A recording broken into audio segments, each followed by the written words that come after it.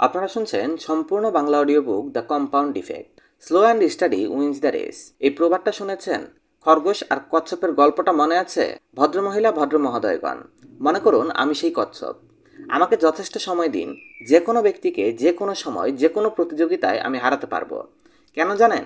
এই কারণে নয় যে আমি সেরা বা সবচেয়ে স্মার্ট বা সবচেয়ে বেশি গতিসম্পন্ন। আমি জয়ী হব আমার আত্মস্থ করা ইতিবাচক অভ্যাসের কারণে এবং সক্ষমতার কারণে, যা আমি ব্যবহার করি এই অভ্যাসগুলো প্রয়োগ করার ক্ষেত্রে। আমি বিশ্বের সবচেয়ে বড় সঙ্গতিতে বিশ্বাসী। আমি জীবন্ত প্রমাণ যে এটা সফলতার চূড়ান্ত চাবিকাঠি।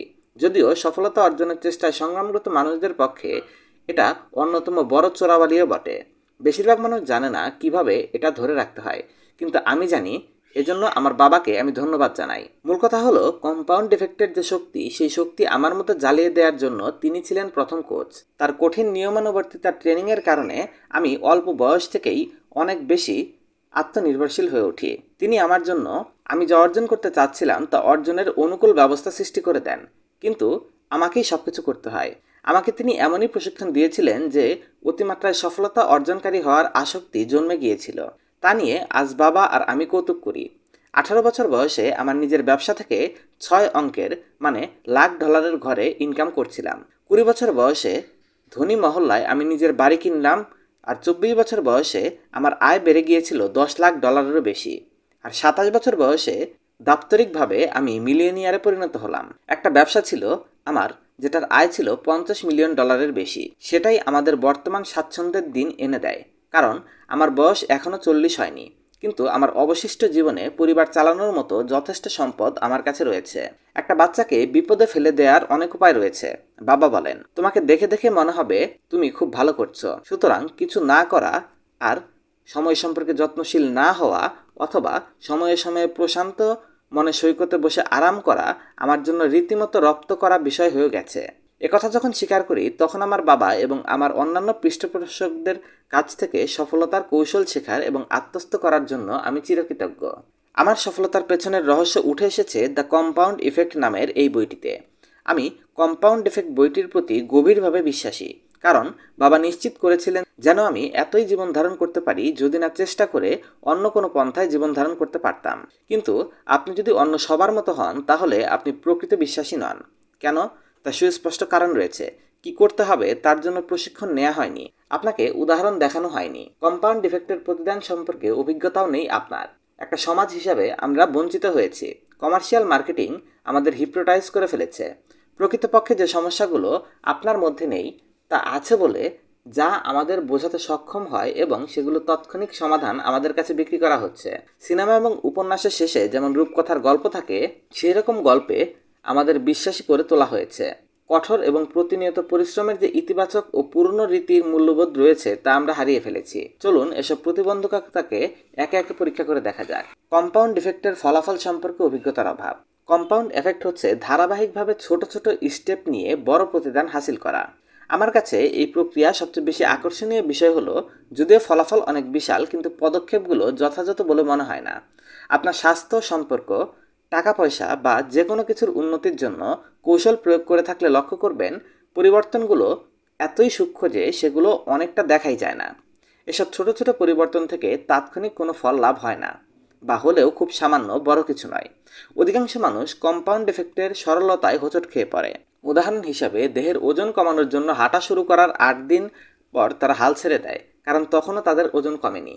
অথবা 6 মাস পর তারা পিয়ানো বাজানোর প্রশিক্ষণ বন্ধ করে দেয়, কারণ চপস্টিক ছাড়া আর কিছুই তারা আয়ত্ত করতে পারেনি। তারা যা উপলব্ধি করতে পারে না তা হলো সময়ের ব্যবধানে সঙ্গতি পূর্ণভাবে সম্পন্ন করা ছোট এবং আপাত দৃষ্টিতে সামান্য পদক্ষেপগুলো নির্মাণ করে আমূল পরিবর্তন। আপনাকে বিস্তারিত উদাহরণ দেখাচ্ছি। ছোট স্ব উৎসাহিত পছন্দ প্লাস সঙ্গতি প্লাস সময় সমান সমান আমূল পরিবর্তন। জাদুর পেনি। আপনাকে যদি বাছাই করার জন্য বলা হয় এখনই নগদ 30 লাখ ডলার নিতে পারেন, অথবা 1 সেন্ট করে নেবেন প্রতিদিন, যার মূল্য ডাবল হবে 31 দিন পর্যন্ত, তাহলে আপনি কোনটি পছন্দ করবেন? এ কথা যদি আগে শুনে থাকেন, তাহলে ওই একটি পেনি আপনার পছন্দ হওয়া উচিত। আপনি অবগত আছেন, এই গতিপথ আপনাকে নিয়ে যাবে আরও বেশি সম্পদের দিকে। তবুও একটা কথা বিশ্বাস করা কঠিন, কেন যে 1 পেনি থেকে অনেক বেশি টাকা আসবে শেষ পর্যন্ত? কারণ পুরস্কার দেখার জন্য অনেক সময় লাগে। আসুন এদিকে একটু গভীর দৃষ্টি দেওয়া যাক। ধরুন আপনি পেলেন নগদ টাকা গ্রহণের সহজ পথ, আর আপনার বন্ধু পেল 1 পেনি গ্রহণের পথ। পঞ্চম দিনে আপনার বন্ধুর অর্থের পরিমাণ হবে 60 সেন্ট, আর আপনার কাছে আছে $30 লাখ। দশম দিনে আপনার বন্ধুর কাছে আছে $5.12, আর আপনার কাছে আছে $30 লাখ। আপনার বন্ধু তার সিদ্ধান্তের ব্যাপারে কেমন অনুভব করছে? আপনি লাখ লাখ ডলার খরচ করছেন, নিদারুণ আনন্দ উপভোগ করছেন, আর নিজের পছন্দ মতো সবকিছু করছেন। পুরো 20 দিন পর বাকি আছে আর মাত্র 11 দিন। আপনার বন্ধুর কাছে পেনি জমা হয়েছে মাত্র $5,243। এই পর্যায়ে কেমন লাগছে আপনার বন্ধুর? তার যাবতীয় আত্মত্যাগ, তার ইতিবাচক আচরণের বিনিময়ে সে পেয়েছে টোটাল $5,000 একটু বেশি। অপরদিকে আপনার কাছে আছে $30 লাখ। ঠিক তখনই কম্পাউন্ড ইফেক্টের অদৃশ্য জাদু দৃশ্যমান হতে শুরু করে। প্রতিদিন আলাদা আলাদা ক্ষুদ্র গাণিতিকভাবে বৃদ্ধির ফলে 31তম দিনে মোট পেনি জমেছে তার কাছে $1,37,418.24, যা আপনার 30 লাখের চেয়ে 3 গুণেরও বেশি। এই উদাহরণে আমি দেখি সময়ের সাথে সঙ্গতি কেন এত গুরুত্বপূর্ণ। 29তম দিনে আপনার কাছে ছিল $30 লাখ, আর আপনার পেনি বাছাই করা বন্ধুর কাছে ছিল $2.27 লাখ। 31 দিনের দৌড়ের 30তম দিনে তার অর্ধেকের পরিমাণ দাঁড়ায় $5.3 মিলিয়ন। আর মাসব্যাপী লম্বা দৌড়ের শেষে আপনার বন্ধু আপনাকে হারিয়ে দিয়ে শেষ পর্যন্ত পায় $10,73,00,000। এটাই কম্পাউন্ড ইফেক্টের জাদুকরী প্রভাব। আরও একটি উদাহরণ আমরা দেখতে পারি। 3 বন্ধু। মনে করুন 3 জন বন্ধু একসাথে বড় হয়েছে। তারা একই এলাকায় বসবাস করছে, একই রকমের চিন্তাভাবনা নিয়ে। প্রত্যেকেই বছরে প্রায় $50,000 করে রোজগার করে। তারা সবাই বিবাহিত, তাদের রয়েছে স্বাভাবিক স্বাস্থ্য আর দৈহিক ওজন। পাশাপাশি রয়েছে বিয়ের পর মোটা হয়ে যাওয়ার ভয়। ধরা যাক 1 নম্বর বন্ধুর নাম ল্যারি। সবসময় সে ধীরে ধীরে কাজ করে। সে মনে করে সে সুখী, কিন্তু কখনো কিছুই বদলায় না বলে মাঝে মাঝে নালিশ করে। কাজগুলো ঢিলেঢালাভাবে করতে থাকে। 2 নম্বর বন্ধুর নাম স্কট। কিছুটা সামান্য এবং আপাতত ক্ষুদ্র পরিবর্তন শুরু করেছে। প্রতিদিন সে একটা ভালো বইয়ের 10 পৃষ্ঠা করে পড়ে এবং তার কাজে যাওয়ার পথে নির্দেশনামূলক বা অনুপ্রেরণামূলক কিছু শোনার জন্য 30 মিনিট সময় ব্যয় করে। স্কট নিজের জীবনে পরিবর্তন দেখতে চায়, কিন্তু সে অস্থির হতে চায় না। সম্প্রতি সে সাকসেস পত্রিকায় ডক্টর মেহমেত ওজের একটা সাক্ষাৎকার পড়েছে। সেখান থেকে একটা আইডিয়া তার পছন্দ হয়েছে নিজের জীবনে বাস্তবায়িত করার জন্য। প্রতিদিন সে খাদ্য থেকে 125 ক্যালোরি বাদ দেবে। বড় কোনো ব্যাপার না। এটা হতে পারে প্রতিনিয়ত 1 কাপ কম সোডার পরিবর্তে নর্মাল পানি খাওয়া, স্যান্ডউইচের পরিবর্তে মাস্টার্ড খাওয়া। সে প্রতিদিন অতিরিক্ত হাঁটা শুরু করেছে, 1 মাইলেরও কম। এমন কাজ যে কেউ করতে পারে, কিন্তু স্কট তার সিদ্ধান্তে যুক্ত থাকার ব্যাপারে দৃঢ় প্রতিজ্ঞ। 3 নম্বর বন্ধু ব্র্যাড। তার পছন্দগুলো সামান্য। সে বড় পর্দায় নতুন টিভি কিনেছে, যাতে বেশি করে তার পছন্দের অনুষ্ঠানগুলো দেখতে পারে। খাবারের চ্যানেলে রান্না দেখার নিয়ম অনুসারে সে খাদ্য তৈরি করার চেষ্টা চালিয়ে যাচ্ছে। পনিরযুক্ত ক্যাসারোল এবং ডেজার্ট তার খুব পছন্দের। তাছাড়া সে তার ফ্যামিলি রুমে একটা বার স্থাপন করেছে। সে তার খাদ্য তালিকায় সপ্তাহে 1 দিন অ্যালকোহলিক ড্রিঙ্ক যুক্ত করেছে। উন্মাদনার কিছু না, ব্র্যাড শুধু আরও সামান্য একটু বেশি ফুর্তি করতে চায়। 5 মাস শেষে চোখে পড়ার মতো কোনো পরিবর্তন দেখা যায় না ল্যারি, স্কট আর ব্র্যাডের মধ্যে। স্কট প্রতি রাতে একটু পরে আর কাজে যাওয়ার পথে কিছু শুনে। ব্র্যাড জীবন উপভোগ করছে আর কাজ করছে কম। ল্যারি সবসময় যেমনভাবে কাজ করে তেমনি কাজ করে যাচ্ছে, যদিও প্রত্যেকের আচরণে রয়েছে নিজস্ব ধরন। তাদের অবস্থান সত্যিকারের অবনতি বা উন্নতি চোখে পড়ার জন্য 5 মাস খুব বেশি সময় না। বস্তুত আপনি যদি এই 3 জনের দৈহিক ওজনের চার্ট লক্ষ্য করেন, তাহলে পার্থক্য দেখতে পাবেন শূন্য। সেগুলো দেখে মনে হবে সমান। 10 মাস পরও আমরা তাদের জীবনে বিশেষ কোনো পরিবর্তন দেখতে পাই না, কিন্তু 18 মাস পর এই 3 বন্ধুর মধ্যে সামান্য কিছু পরিবর্তন লক্ষ্য করা যায়। 25 মাস পর আমরা দেখতে শুরু করি বাস্তবিক দিক থেকে চোখে পড়ার মতো দৃশ্যমান পরিবর্তন। 27 মাসে দেখা যায় অনেক বেশি পার্থক্য, আর 31 মাস নাগাদ পরিবর্তন হয় চমকে দেওয়ার মতো। ব্র্যাড এখন মোটা আর স্কট ফিটফাট। দৈনিক 25 ক্যালোরি করে বাদ দিয়ে 31 দিনে 33 পাউন্ড ওজন কমিয়েছে স্কট। 31 মাস সমান সমান 940 দিন। 940 দিন 125 ক্যালোরি করে দিনে টোটাল 1,17,500 ক্যালোরি রক্ষিত।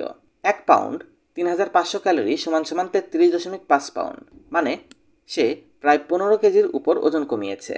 ব্র্যাড ওই একই সময়ে প্রতিদিন মাত্র 125 ক্যালোরি বেশি খাবার খেয়েছে এবং তার ওজন বেড়েছে 33.5 পাউন্ড। এখন তার ওজন স্কটের চেয়ে 60 পাউন্ড বেশি, কিন্তু ওজনের চেয়ে পার্থক্য অনেক বেশি তাৎপর্যপূর্ণ।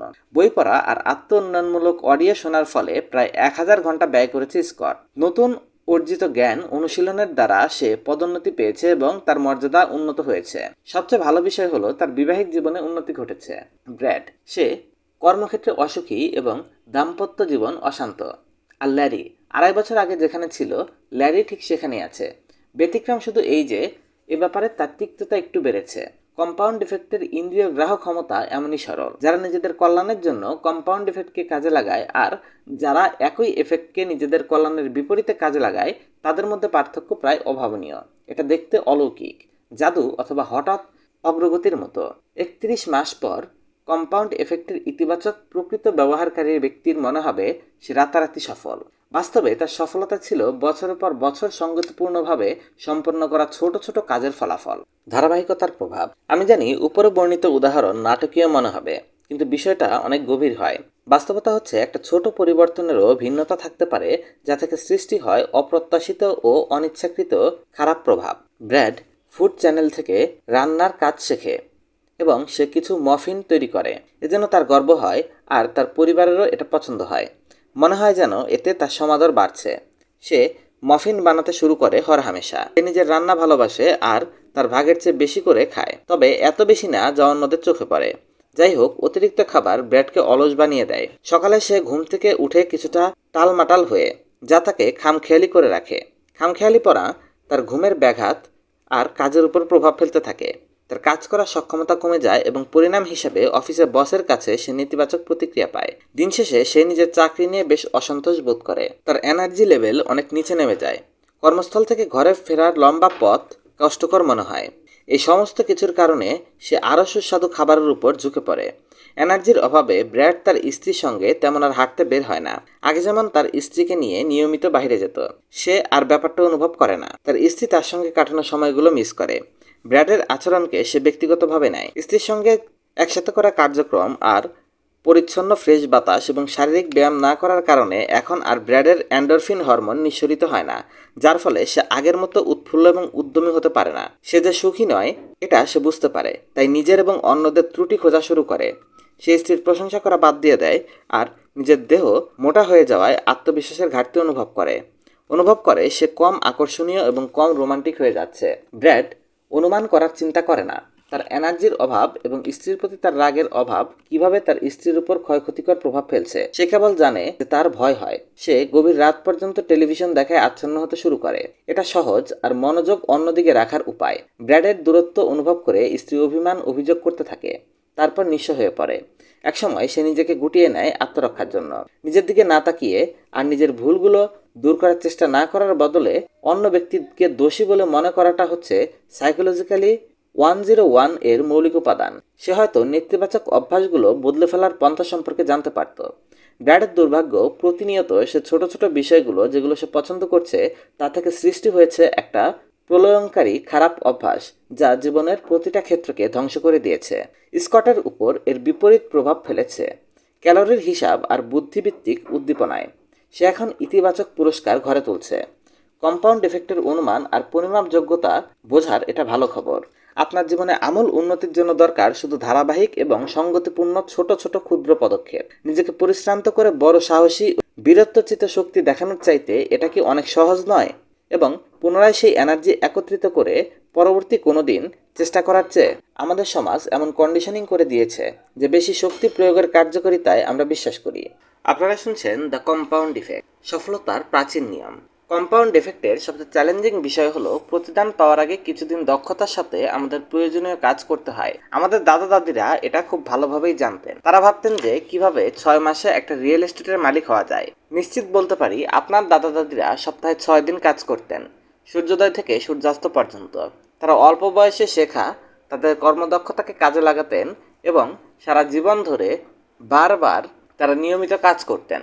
তারা মনে করতেন সফলতার গোপন রহস্য হচ্ছে কাজ, শৃঙ্খলা এবং ভালো অভ্যাস। টেকসই সাফল্যের জন্য মূলত দরকার চারিত্রিক দৃঢ়তা, কঠিন পরিশ্রম আর সহিষ্ণুতা। আমাদের পূর্বপুরুষদের পরিশ্রম এবং সংগ্রামের প্রতি আমরা শ্রদ্ধা হারিয়ে ফেলেছি। একটু একটু করে শৃঙ্খলা আনতে এবং নতুন নতুন চ্যালেঞ্জ গ্রহণ করার জন্য তাদের প্রচেষ্টা ছিল অনেক। সত্য হলো আত্মপ্রসাদ, আত্মতৃপ্তি প্রভাবিত করেছে মিশরীয়, গ্রিক, রোমান, স্প্যানিশ, পর্তুগিজ, ফরাসি, ইংরেজ সহ সকল বড় বড় সাম্রাজ্যের উপর। কিন্তু সেটা সীমিত থাকেনি। কেন? কারণ সাফল্যের মতো কিছুই ব্যর্থ হয় না। একদা প্রতাপশালী সাম্রাজ্যগুলো ব্যর্থ হয়েছে ঠিক এই কারণেই। লোকজন সাফল্যের একটা নির্দিষ্ট স্তর পর্যন্ত পৌঁছায় এবং খুব বেশি স্বস্তি পেয়ে যায়। প্রাচুর্য, সুস্বাস্থ্য এবং অঢেল ধন সম্পদের কারণে আমরা আত্মতুষ্ট হই, আত্মতৃপ্তি লাভ করি। এই পর্যায়ে পৌঁছাতে যা আমরা করেছি সেটা আর পরবর্তীতে করি না। আমাদের অবস্থা হয়েছে ফুটন্ত পানিতে থাকা সেই ব্যাঙের মতো, যেটা লাফিয়ে সরে যায় না, কারণ উষ্ণতা এমন ছলনা তার সাথে করে যে সে বুঝতে পারে না যে তাকে সেদ্ধ করা হচ্ছে। আমরা যদি সফল হতে চাই তাহলে আমাদের পূর্বপুরুষদের কর্ম এবং নৈতিকতাকে পুনরুজ্জীবিত করতে হবে। আমাদের চরিত্র সংস্কারের মাধ্যমেই এটা সম্ভব। আমাদের নিজেদের বৃহত্তর সাফল্য এবং অর্জনের জন্য এটা করতে হবে। প্রদীপের ভেতরে দৈত্য আছে, তাকে দিয়ে সব হয়ে যাবে, এই ধারণার কাছে নিজেকে বিক্রি করবেন না। আসল এবং টেকসই সাফল্যের জন্য দরকার প্রচুর পরিমাণ কাজ। সান ডিয়েগোয় আমার বাড়ির খুব কাছে সমুদ্র সৈকতে একটা বৃহৎ রেস্টুরেন্ট চালু হয়েছিল। শুরুতে জায়গাটা ছিল খুব আকর্ষণীয়। রেস্তোরাঁর সামনে থাকতো অভ্যর্থনা সূচক একটা হাসি মাখা স্ট্যাচু। সেখানকার ম্যানেজার নিজেই এগিয়ে আসতো। সার্ভিসের কোনো ত্রুটি ছিল না। সেখানে খেতে চাইলে জায়গা পেতে ঘন্টার বেশি অপেক্ষা করতে হতো, আর খাবারও ছিল অসাধারণ। তারপর দুর্ভাগ্যবশত রেস্তোরাঁর কর্মীরা এই সাফল্যকে তাদের প্রাপ্য বলে মনে করতে লাগলো এবং মালিকের মধ্যে অহংকার দেখা দিল। তারা অপরিচ্ছন্ন এবং খারাপ ব্যবহার করা শুরু করেছিল গ্রাহকদের সাথে। খাবারের মান আগের চেয়ে অনেক কমে গেল। এরপর 18 মাসের মাথায় তাদের ব্যবসা বন্ধ হয়ে যায়। তাদের ব্যর্থতার কারণ তাদের সাফল্য, অর্থাৎ যেসব কাজ তাদের সাফল্য এনে দিয়েছিল সে কাজে তাদের অনীহা চলে এসেছে। তাৎক্ষণিকতার মানসিকতা। কম্পাউন্ড এফেক্টের উপলব্ধি আপনাকে তাৎক্ষণিক সাফল্য পাওয়ার চিন্তা থেকে মুক্তি দেবে। এটা হলো এই বিষয় যে সাফল্যকে দ্রুতগতি সম্পন্ন করতে হবে, ফাস্টফুডের মতো, আপনার 4 মিনিটের ফটো প্রসেসিংয়ের মতো, আপনার মাইক্রোওয়েভের তাৎক্ষণিক গরম পানির মতো এবং টেক্সট মেসেজের মতো। নিজের কাছে অঙ্গীকার করুন যে আপনি আপনার লটারি জেতার যাবতীয় প্রত্যাশা ভুলে যাবেন, কেননা আপনি শুধু একজন লটারি জেতার গল্পই শুনতে পান। লাখ লাখ লোক রয়েছে যারা লটারি জিততে পারে না, তাদের গল্প আপনার কানে আসে না। হার্ভার্ড ইউনিভার্সিটির মনস্তাত্ত্বিক এবং স্টাবলিং হ্যাপিনেস বইয়ের লেখক ড্যানিয়েল গিলবার্ট বলেন, আমরা যদি লটারিতে হেরে যাওয়া ব্যক্তিদের টিভিতে প্রতিদিন 30 সেকেন্ডে একবার করে আমি হেরেছি ঘোষণা করার সুযোগ দিতে পারি, তাহলে একটা ড্রর হেরে যাওয়া ব্যক্তির ফলাফল ঘোষণা শেষ হতে সময় লাগবে 9 বছর।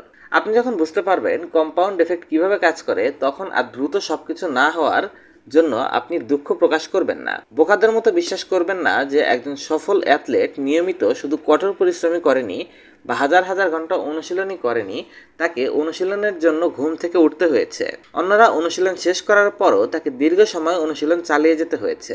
প্রথম হওয়ার জন্য তাকে মেনে নিতে হতো কঠিন পরিশ্রম, তাকে সহ্য করতে হয় অসহ্য যন্ত্রণা। আমি চাই আপনি জানুন যে আপনার সাফল্যের একমাত্র পথ কঠিন শৃঙ্খলার ভেতর দিয়ে ধারাবাহিকভাবে চলা। এটাই জেনে রাখুন, ফলাফল, জীবন এবং আপনার স্বপ্নের লাইফস্টাইল আপনার হাতে চলে আসবে যখন আপনি কম্পাউন্ড ইফেক্টকে আপনার পক্ষে কাজে লাগাবেন। কম্পাউন্ড ইফেক্ট বইটিতে তুলে ধরা মূলনীতি যদি আপনি ব্যবহার করেন তাহলে সৃষ্টি করতে পারবেন আপনার রূপকথার গল্প। আমরা এরপর যোগ দেব একটা বিষয়ের উপর যা আপনার জীবনকে নিয়ন্ত্রণ করে। প্রতিটা বিষয় বা পরাজয়, সাফল্য বা ব্যর্থতা শুরু হয়েছে এটা দিয়ে। এই মুহূর্তে আপনার জীবনে যা আছে আর যা নেই তার সবকিছুর কারণ এটাই। এটা পরিবর্তন করতে শিখলে আপনি পরিবর্তন করতে পারবেন আপনার জীবন। আসুন জেনে নেওয়া যাক বিষয়টা কি।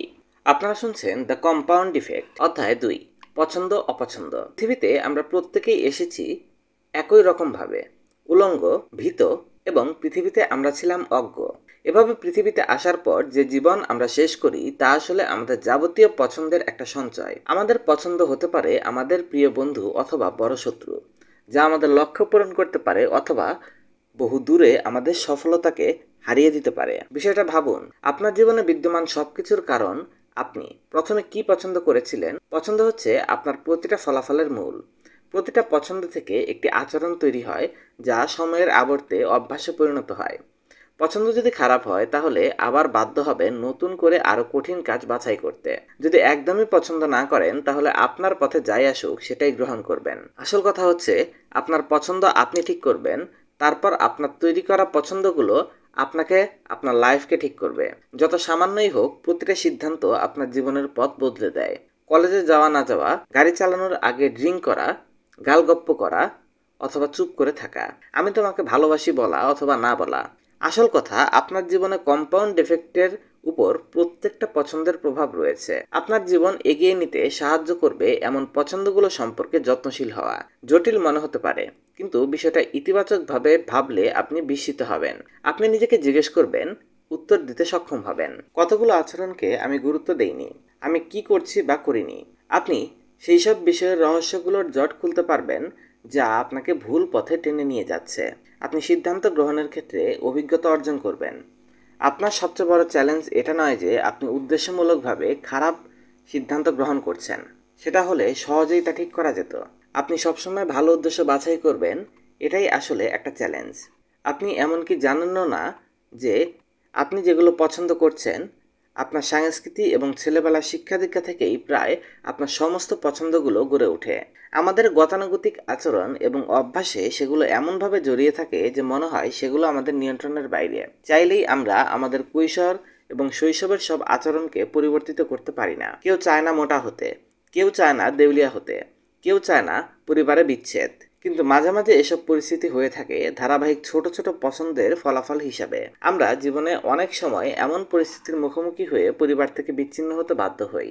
হাতি কখনো কামড়ায় না। আপনি কি আপনার জীবনে কখনো হাতির কামড় খেয়েছেন? মশার কামড়? জীবনে ক্ষুদ্র বস্তুই আপনাকে কামড় দেবে। আমরা বড় বড় ভুলগুলোর মধ্যে দেখি যে তা মুহূর্তের মধ্যে আমাদের কেরিয়ার কিংবা সুনাম ধ্বংস করে দেওয়ার হুমকি হয়ে উঠছে। আমাদের অধিকাংশের বেলায় প্রায় ছোট ও আপাত দৃষ্টিতে তুচ্ছ পছন্দগুলোই ভয়ানক উদ্বেগের বিষয়। আমি সেসব সিদ্ধান্তের কথা বলছি যেগুলো আপনি মনে করেন আদৌ আলাদা কিছু না। আপাত দৃষ্টিতে এইসব অনুল্লেখযোগ্য বা কম গুরুত্বপূর্ণ সিদ্ধান্ত আপনাকে পুরোপুরি ছিটকে ফেলে দিতে পারে কক্ষপথ থেকে, কারণ আপনি এগুলোর ব্যাপারে সতর্ক নন। আপনি হবেন হতাশাগ্রস্ত, নেশাগ্রস্ত আর ছোট ছোট কাজের ব্যাপারে অসচেতন, যা আপনাকে মূল উদ্দেশ্য থেকে দূরে সরিয়ে রাখে।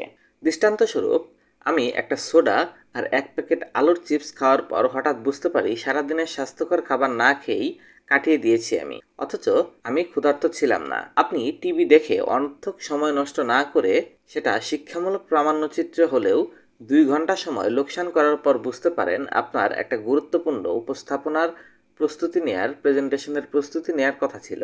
আপনি ভালোবাসার মানুষকে উপযুক্ত কারণ ছাড়াই জলজন্ত মিথ্যা কথা বলেন, যেখানে সত্য কথা বললেই ভালো হতে পারত। চিন্তা না করেই পছন্দ করার সুযোগ দিয়েছেন আপনি নিজেকে। আর যতক্ষণ অসচেতনভাবে পছন্দ ঠিক করছেন, ততক্ষণ সেই অকার্যকর আচরণ বদলাতে সচেতনভাবে পছন্দ ঠিক করতে পারবেন না এবং তাকে উৎপাদনশীল অভ্যাসে পরিণত করতে পারবেন না। এটা ঘুম থেকে জেগে ওঠার ও পছন্দ ঠিক করার সময়। আপনাকে দিনের শুরুতেই কিছু সিদ্ধান্ত নিতে হবে। এর ফলে আপনার সারাদিনের কাজগুলো গোছানো হবে এবং আরও ফলপ্রসূ হতে থাকবে। বছর জুড়ে থ্যাঙ্কসগিভিং। অন্যদের দিকে আঙুল তোলা সহজ, তাই না? আমার খোঁড়া বসের কারণে আমি সামনে এগোতে পারছি না। আমার পদোন্নতি হয়ে যেত, অথচ বিশ্বাসঘাতক সহকর্মীর জন্য সেটা হচ্ছে না। আমার মন এবং আচরণ সবসময় খারাপ থাকে কারণ বাচ্চারা আমাকে পাগল করে দিচ্ছে। কয়েক বছর আগে আমার এক বন্ধু তার স্ত্রীর ব্যাপারে নালিশ করছিল। আমি আমার পর্যবেক্ষণ থেকে বলছি, তার স্ত্রী ছিল দারুণ এক মহিলা, আর আমার বন্ধুটির সৌভাগ্য যে সে তাকে স্ত্রী হিসেবে পেয়েছিল। আমি তাকে যথেষ্ট বুঝিয়েছিলাম, কিন্তু সে সারাক্ষণ নালিশ করে যেত যে তার যাবতীয় সমস্যা বা দুঃখের জন্য তার স্ত্রী দায়ী। সেই পর্যায়ে একটা অভিজ্ঞতার কথা বলেছিলাম যা আক্ষরিকভাবে বদলে দিয়েছিল সবকিছু। দ্য থ্যাঙ্কসগিভিং এর সময় আমার স্ত্রীকে শুভেচ্ছা জানানোর সিদ্ধান্ত নিয়েছিলাম আমি। একটা বছরে প্রতিদিন লিখে রাখতাম তার যা কিছু আমার ভালো লাগতো। আমার স্ত্রী যা করছিল, আমাকে যা ছুঁয়ে যেত, আমি তা লিখে রাখতাম, কিংবা আবিষ্কার করতাম তার গুণ, বৈশিষ্ট্য বা দক্ষতা যা ছিল সমাদৃত। সারা বছর ধরে সেসব কথা আমি গোপনে লিখে রাখতাম। পরবর্তী থ্যাঙ্কসগিভিং এর সময় আমি যখন তাকে সেটা দিয়েছিলাম, সে কেঁদে ফেলেছিল। বলেছিল জীবনে এর থেকে সেরা উপহার সে আর কিছু পায়নি। এমনকি আমি তার জন্মদিনে তাকে যে BMW গাড়িটি উপহার দিয়েছিলাম তার থেকেও মূল্যবান। মজার ব্যাপার হলো, এই উপহারে সবচেয়ে বেশি প্রভাবিত হয়েছিলাম আমি। প্রতিদিন ডায়েরি লেখার কারণে আমি বাধ্য হয়েছিলাম স্ত্রীর ভালো গুণগুলোর দিকে মনোযোগ দিতে। আমার স্ত্রী যে ভালো কাজগুলো করছিল, সচেতনভাবে আমি সেগুলো খুঁজে নিয়েছিলাম। আমি তার প্রতি গভীর ভালোবাসা অনুভব করি, যে কোনো সময়ের চেয়ে বেশি। যেহেতু আমি তার স্পষ্ট গুণাবলীর চেয়ে বেশি করে দেখতে পাচ্ছিলাম তার স্বভাব, তাই ভালো জিনিসগুলো খুঁজে বের করা ছিল আমার লক্ষ্য। এমন কিছু যা আমি প্রতিদিন ধারণ করেছিলাম আমার মনের দৃষ্টিতে। ফলে দাম্পত্য জীবনে আমি নিজেকে ভিন্নভাবে তুলে ধরতে পেরেছিলাম। প্রতিদিন বড়জোর 5 মিনিট সময় গ্রহণের ফলস্বরূপ আমরা দাম্পত্য জীবনের একটা সেরা সময় কাটাচ্ছিলাম, আর তা কেবলই ভালো হয়েছিল। আমার এই অভিজ্ঞতার কথা শোনার পর বন্ধুটি তার স্ত্রীর ব্যাপারে একটা থ্যাঙ্কস গিভিং রুটিন রাখার সিদ্ধান্ত নেয়। প্রথম কয়েক মাসের মধ্যেই বন্ধুটির দাম্পত্য জীবনটা ভাবনাগতভাবে বদলে যায়। স্ত্রীর সদ্গুণের প্রতি মনোযোগ দেওয়া এবং তা অনুসন্ধান করার ফলে স্ত্রীর প্রতি তার দৃষ্টিভঙ্গি বদলে গিয়েছিল। তাতে স্ত্রীর প্রতি তার আচরণও বদলে গিয়েছিল। ফলস্বরূপ তার প্রতি স্ত্রীও সাড়া দিতে লাগলো আলাদাভাবে, আর এই চক্র চিরস্থায়ী হয়ে যায়। 100% অধিকারী হওয়া। আমরা প্রত্যেকেই সেলফ মেড, কিন্তু কেবল সফলরাই কৃতিত্ব নেয়। আমি 18 বছর বয়সে ব্যক্তিগত দায়িত্ব সম্পর্কে জানার সুযোগ পাই একটা সেমিনারে। সেই ধারণা আমার জীবনকে একেবারে বদলে দেয়। আপনি যদি এই বইয়ের পরবর্তী সব অধ্যায়গুলো ফেলে দেন এবং শুধু এই একটি ধারণা অনুশীলন করেন, 2 বা 3 বছরের মধ্যে আপনার জীবনে এমন পরিবর্তন ঘটবে যে আপনি আশপাশে সবার ধরা ছোঁয়ার বাইরে চলে যাবেন। আপনার পরিবার বন্ধুরা হিমশিম খাবে আপনাকে ছুতে। 18 বছর বয়সে একটি সেমিনারে আমি উপস্থিত হয়েছিলাম। সেখানে বক্তা প্রশ্ন করেছিলেন, একটা কার্যকর সম্পর্কের ক্ষেত্রে কত শতাংশ দায়িত্বশীলতা আপনার আছে? আমার উত্তর ছিল 50-50, মানে 50-50। আমি বলে ফেলেছিলাম। ব্যাপারটা ছিল খুব স্পষ্ট। উভয় ব্যক্তিরই সমানভাবে দায়িত্ব ভাগাভাগি করে নেয়ার ইচ্ছা থাকতে হবে অবশ্যই, নাইলে একজন ঠকে যাচ্ছে। 51-49 কেউ একজন চেঁচিয়ে বলল, যুক্তি দেখালো। ব্যক্তির চেয়ে আপনাকে বেশি দায়িত্বশীল হতে হবে। আত্মত্যাগ আর উদারতার উপরই সম্পর্ক গড়ে ওঠে, তাই না? 80-20 বলে আরেকজন চেঁচিয়ে উঠল। ইনস্ট্রাক্টর বড় বড় কালো হরফে লিখলেন, 100/0। বিনিময়ে কোনো কিছু পাওয়ার শূন্য আশা নিয়ে আপনাকে 100% দেওয়ার ইচ্ছা রাখতে হবে। তিনি বললেন, সম্পর্ক কার্যকর করার জন্য আপনি যখন 100 ভাগ দায়িত্ব নিতে আগ্রহী হবেন, কেবল তখনই সেই সম্পর্ক এগিয়ে যাবে, কার্যকর হবে। দেখুন, আমার সব কিছুর ব্যাপারে যদি সবসময় আমি 100 ভাগ দায়িত্ব গ্রহণ করি, আমার পছন্দ আর আমার যাই ঘটুক তার প্রতি আমার যাবতীয় প্রতিক্রিয়ার সম্পূর্ণ অংশীদারি আমি হই, তাহলে আমি ক্ষমতা ধারণ করতে পারবো। আমি জানি আপনি ভাবছেন আপনার জীবনে দায়িত্বশীলতা নিয়েছেন।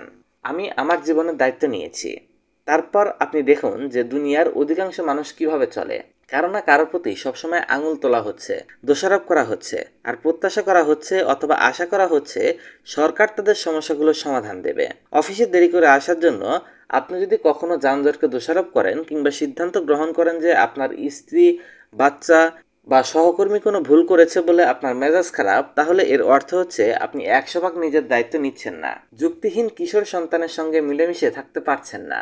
অনেক ভালো বই আর ক্লাস রয়েছে আপনাকে সাহায্য করার জন্য যে কিভাবে এসব মোকাবেলা করবেন।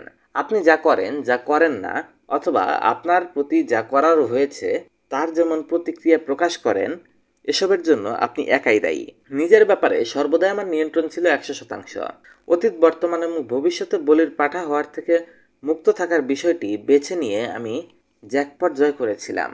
নিজের ভবিষ্যৎ নিয়ন্ত্রণ করতে আমি অসীম ক্ষমতা পেয়েছিলাম। সৌভাগ্যের অধিকারী হওয়া। আপনি হয়তো মনে করেন যে আপনি হতভাগ্য। বাস্তবিকই এটা একটা অজুহাত মাত্র।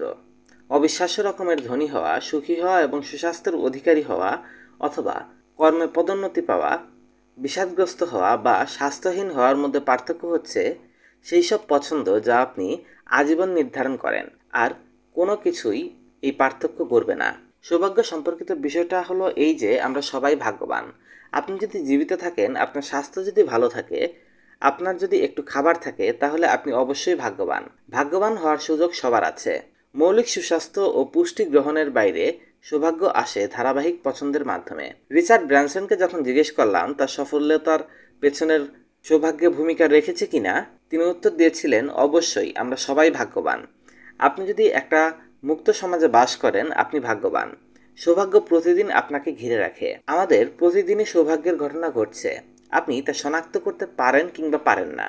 অন্য যে কোনো ব্যক্তির চেয়ে আমি বেশি ভাগ্যবান বা হতভাগ্য নই। পার্থক্য হলো, সৌভাগ্য যখন আমার কাছে এসেছিল আমি সেই সুযোগটা লুফে নিয়েছিলাম। একটি পুরনো প্রবাদ আছে, প্রস্তুতির সঙ্গে যখন সুযোগ মেলে তখন সেটাই সৌভাগ্য। আমি মনে করি সৌভাগ্য আরও 2টি গুরুত্বপূর্ণ উপাদান আছে।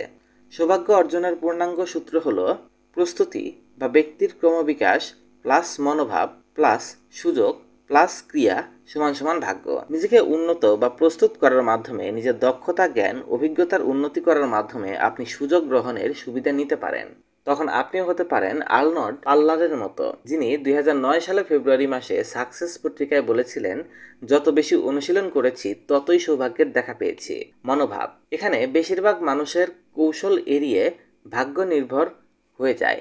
তার বিশ্বাসের জায়গা হিসাবে এটাকেই চিহ্নিত করেছেন। স্যার রিচার্ড যে আমাদের প্রত্যেকের চারপাশে রয়েছে ভাগ্য। আপনি যার খোঁজ করেন না তা দেখতে পান না, যা বিশ্বাস করেন না তার খোঁজ করবেন না। সুযোগ। আপনার পক্ষে নিজের ভাগ্য গড়া সম্ভব, কিন্তু এখানে আমি যে ভাগ্যের কথা বলছি তা সুপরিকল্পিত নয়, তা দ্রুত বা প্রত্যাশার চাইতে আলাদাভাবে আসে। ভাগ্য জোর করে আনার মতো কোনো বিষয় নয়। এরপর রয়েছে ক্রিয়া। আপনি যে জায়গায় পৌঁছাতে চান, যে কোনোভাবেই হোক, আপনার কাছে সৌভাগ্য আসুক কিংবা আপনার সৌভাগ্যের সঙ্গে পিছু নেওয়া লাগুক, যাই যুক্ত করেন না কেন, এখন আপনার কাজ করার পালা। অসংখ্য মানুষ আছে যারা আপনার চেয়ে বেশি সমস্যায় রয়েছে, তা সত্ত্বেও তারা ধন সম্পদের অধিকারী আর বেশি পরিপূর্ণ। সবার উপরেই ভাগ্য দীপ্তি ছড়ায় এবং তা মেলে না ধরে আপনাকে তাকাতে হবে আকাশের দিকে। আপনাকে সে দীপ্তি গ্রহণ করার চেষ্টা করতে হবে। ইউনিভার্সিটি অফ হার্ড নক্স এর শিক্ষার উচ্চমূল্য। আমাকে একটা নতুন স্টার্টআপ ভেঞ্চারের অংশীদারি হতে বলা হয়েছিল। আমি সেই কারবারে বেশ কিছু পরিমাণ অর্থলগ্নি করেছিলাম এবং 2 বছর সেটাতে অক্লান্ত পরিশ্রম করেছিলাম। তারপর আবিষ্কার করলাম যে আমার পার্টনার চরম অব্যবস্থাপনায় সমস্ত অর্থ অপব্যয় করে ফেলেছে। এতে $3,30,000 বেশি লোকসান গুনতে হয়েছে। আমি তার বিরুদ্ধে মামলা করিনি। আসলে একটা ব্যক্তিগত পরিস্থিতির কারণে তাকে আমি আরও টাকা হাওলাত দিয়েছিলাম। লোকসানটা ছিল আমার দোষ, আর সেটাই ছিল বটম লাইন। কারণ তার সম্পর্কে এবং ব্যক্তিগত চরিত্র সম্পর্কে ভালোভাবে না জেনেই আমি তার বিজনেস পার্টনার হতে রাজি হয়েছিলাম। আমাদের ব্যবসার সময় আমি যেমনটা আশা করেছিলাম তা খতিয়ে দেখা হয়নি। আমি একথা বলে আমার ন্যায্য পাওনা আদায় করতে পারতাম যে আমি তাকে বিশ্বাস করেছিলাম, কিন্তু আসল বিষয়, আমি বিষয়টিকে আরও ভালোভাবে যাচাই না করে ভুল করেছিলাম। এই ঘটনার পরে আমি বুঝতে পারি, তখন আবারও সেই কাজ করার সিদ্ধান্ত নিয়েছিলাম এবং আমি সামনে এগিয়ে যেতে থাকি। আমার পৃষ্ঠপোষক জিম রন বলেন, তুমি যেদিন শৈশব থেকে যুবক হও, সেই দিন তোমার জীবনের পূর্ণ দায়িত্ব তুমি গ্রহণ করো। আজকের দিন থেকে নিজের জীবনের 100 ভাগ দায়িত্ব নিজের কাঁধে নেয়ার জন্য প্রস্তুত হন। আপনার যাবতীয় অজুহাত ঝেড়ে ফেলুন। এই সত্য মেনে নিন যে আপনার পছন্দের নির্ধারণের ক্ষেত্রে আপনি স্বাধীন এবং সেগুলি নিয়ন্ত্রণ করার এখনই যথাযথ সময়। আসলে পছন্দ নির্ধারণ করাটাও সফলতার পথে এক ধাপ এগিয়ে যাওয়া। আপনারা শুনছেন সম্পূর্ণ Bangla audio book the compound effect, আপনার গোপন অস্ত্র। আমি আপনাকে দেখাচ্ছি অন্যতম শ্রেষ্ঠ একটি কৌশল যা আমার ব্যক্তিগত উন্নয়নে সর্বদা ব্যবহার করে থাকি। এই কৌশল আমার সারাদিনের পছন্দগুলো নিয়ন্ত্রণে আমাকে সাহায্য করে। সবকিছু ঠিকঠাকভাবে করা এবং আচরণ ও প্রক্রিয়া ইতিবাচকভাবে পরিচালিত হয়ে থাকে। একসময় আমি কর্তব্যপরায়ণ হতে শিখি। ঠিক এই মুহূর্তে জীবনে এমন একটা দিক বাছাই করুন যেখানে আপনি সবচাইতে বেশি সফল হতে চান। আপনার ব্যাংকে আরও অনেক টাকা চান? কল্পনা করুন কোথায় আপনি পৌঁছাতে চান, আরও ধনী, আরও সুখী ইত্যাদি। বিভিন্ন ক্ষেত্রের উদাহরণ উল্লেখ করতে পারেন। সচেতনতাই হচ্ছে পরিবর্তনের প্রথম পদক্ষেপ। আপনার আজকের পছন্দগুলোর ব্যাপারে সজাগ হতে হবে, যাতে সামনের দিকে এগিয়ে যাওয়ার জন্য আপনি যথাযথ সিদ্ধান্ত নিতে পারেন। আপনার পছন্দের ব্যাপারে সচেতন করার পাশাপাশি আমি চাই আপনার জীবনের যে সেক্টরে উন্নতি করতে চান তার সঙ্গে সংশ্লিষ্ট প্রতিটি কাজ ফলো করুন। আপনি সবকিছুকে ট্র্যাক করুন।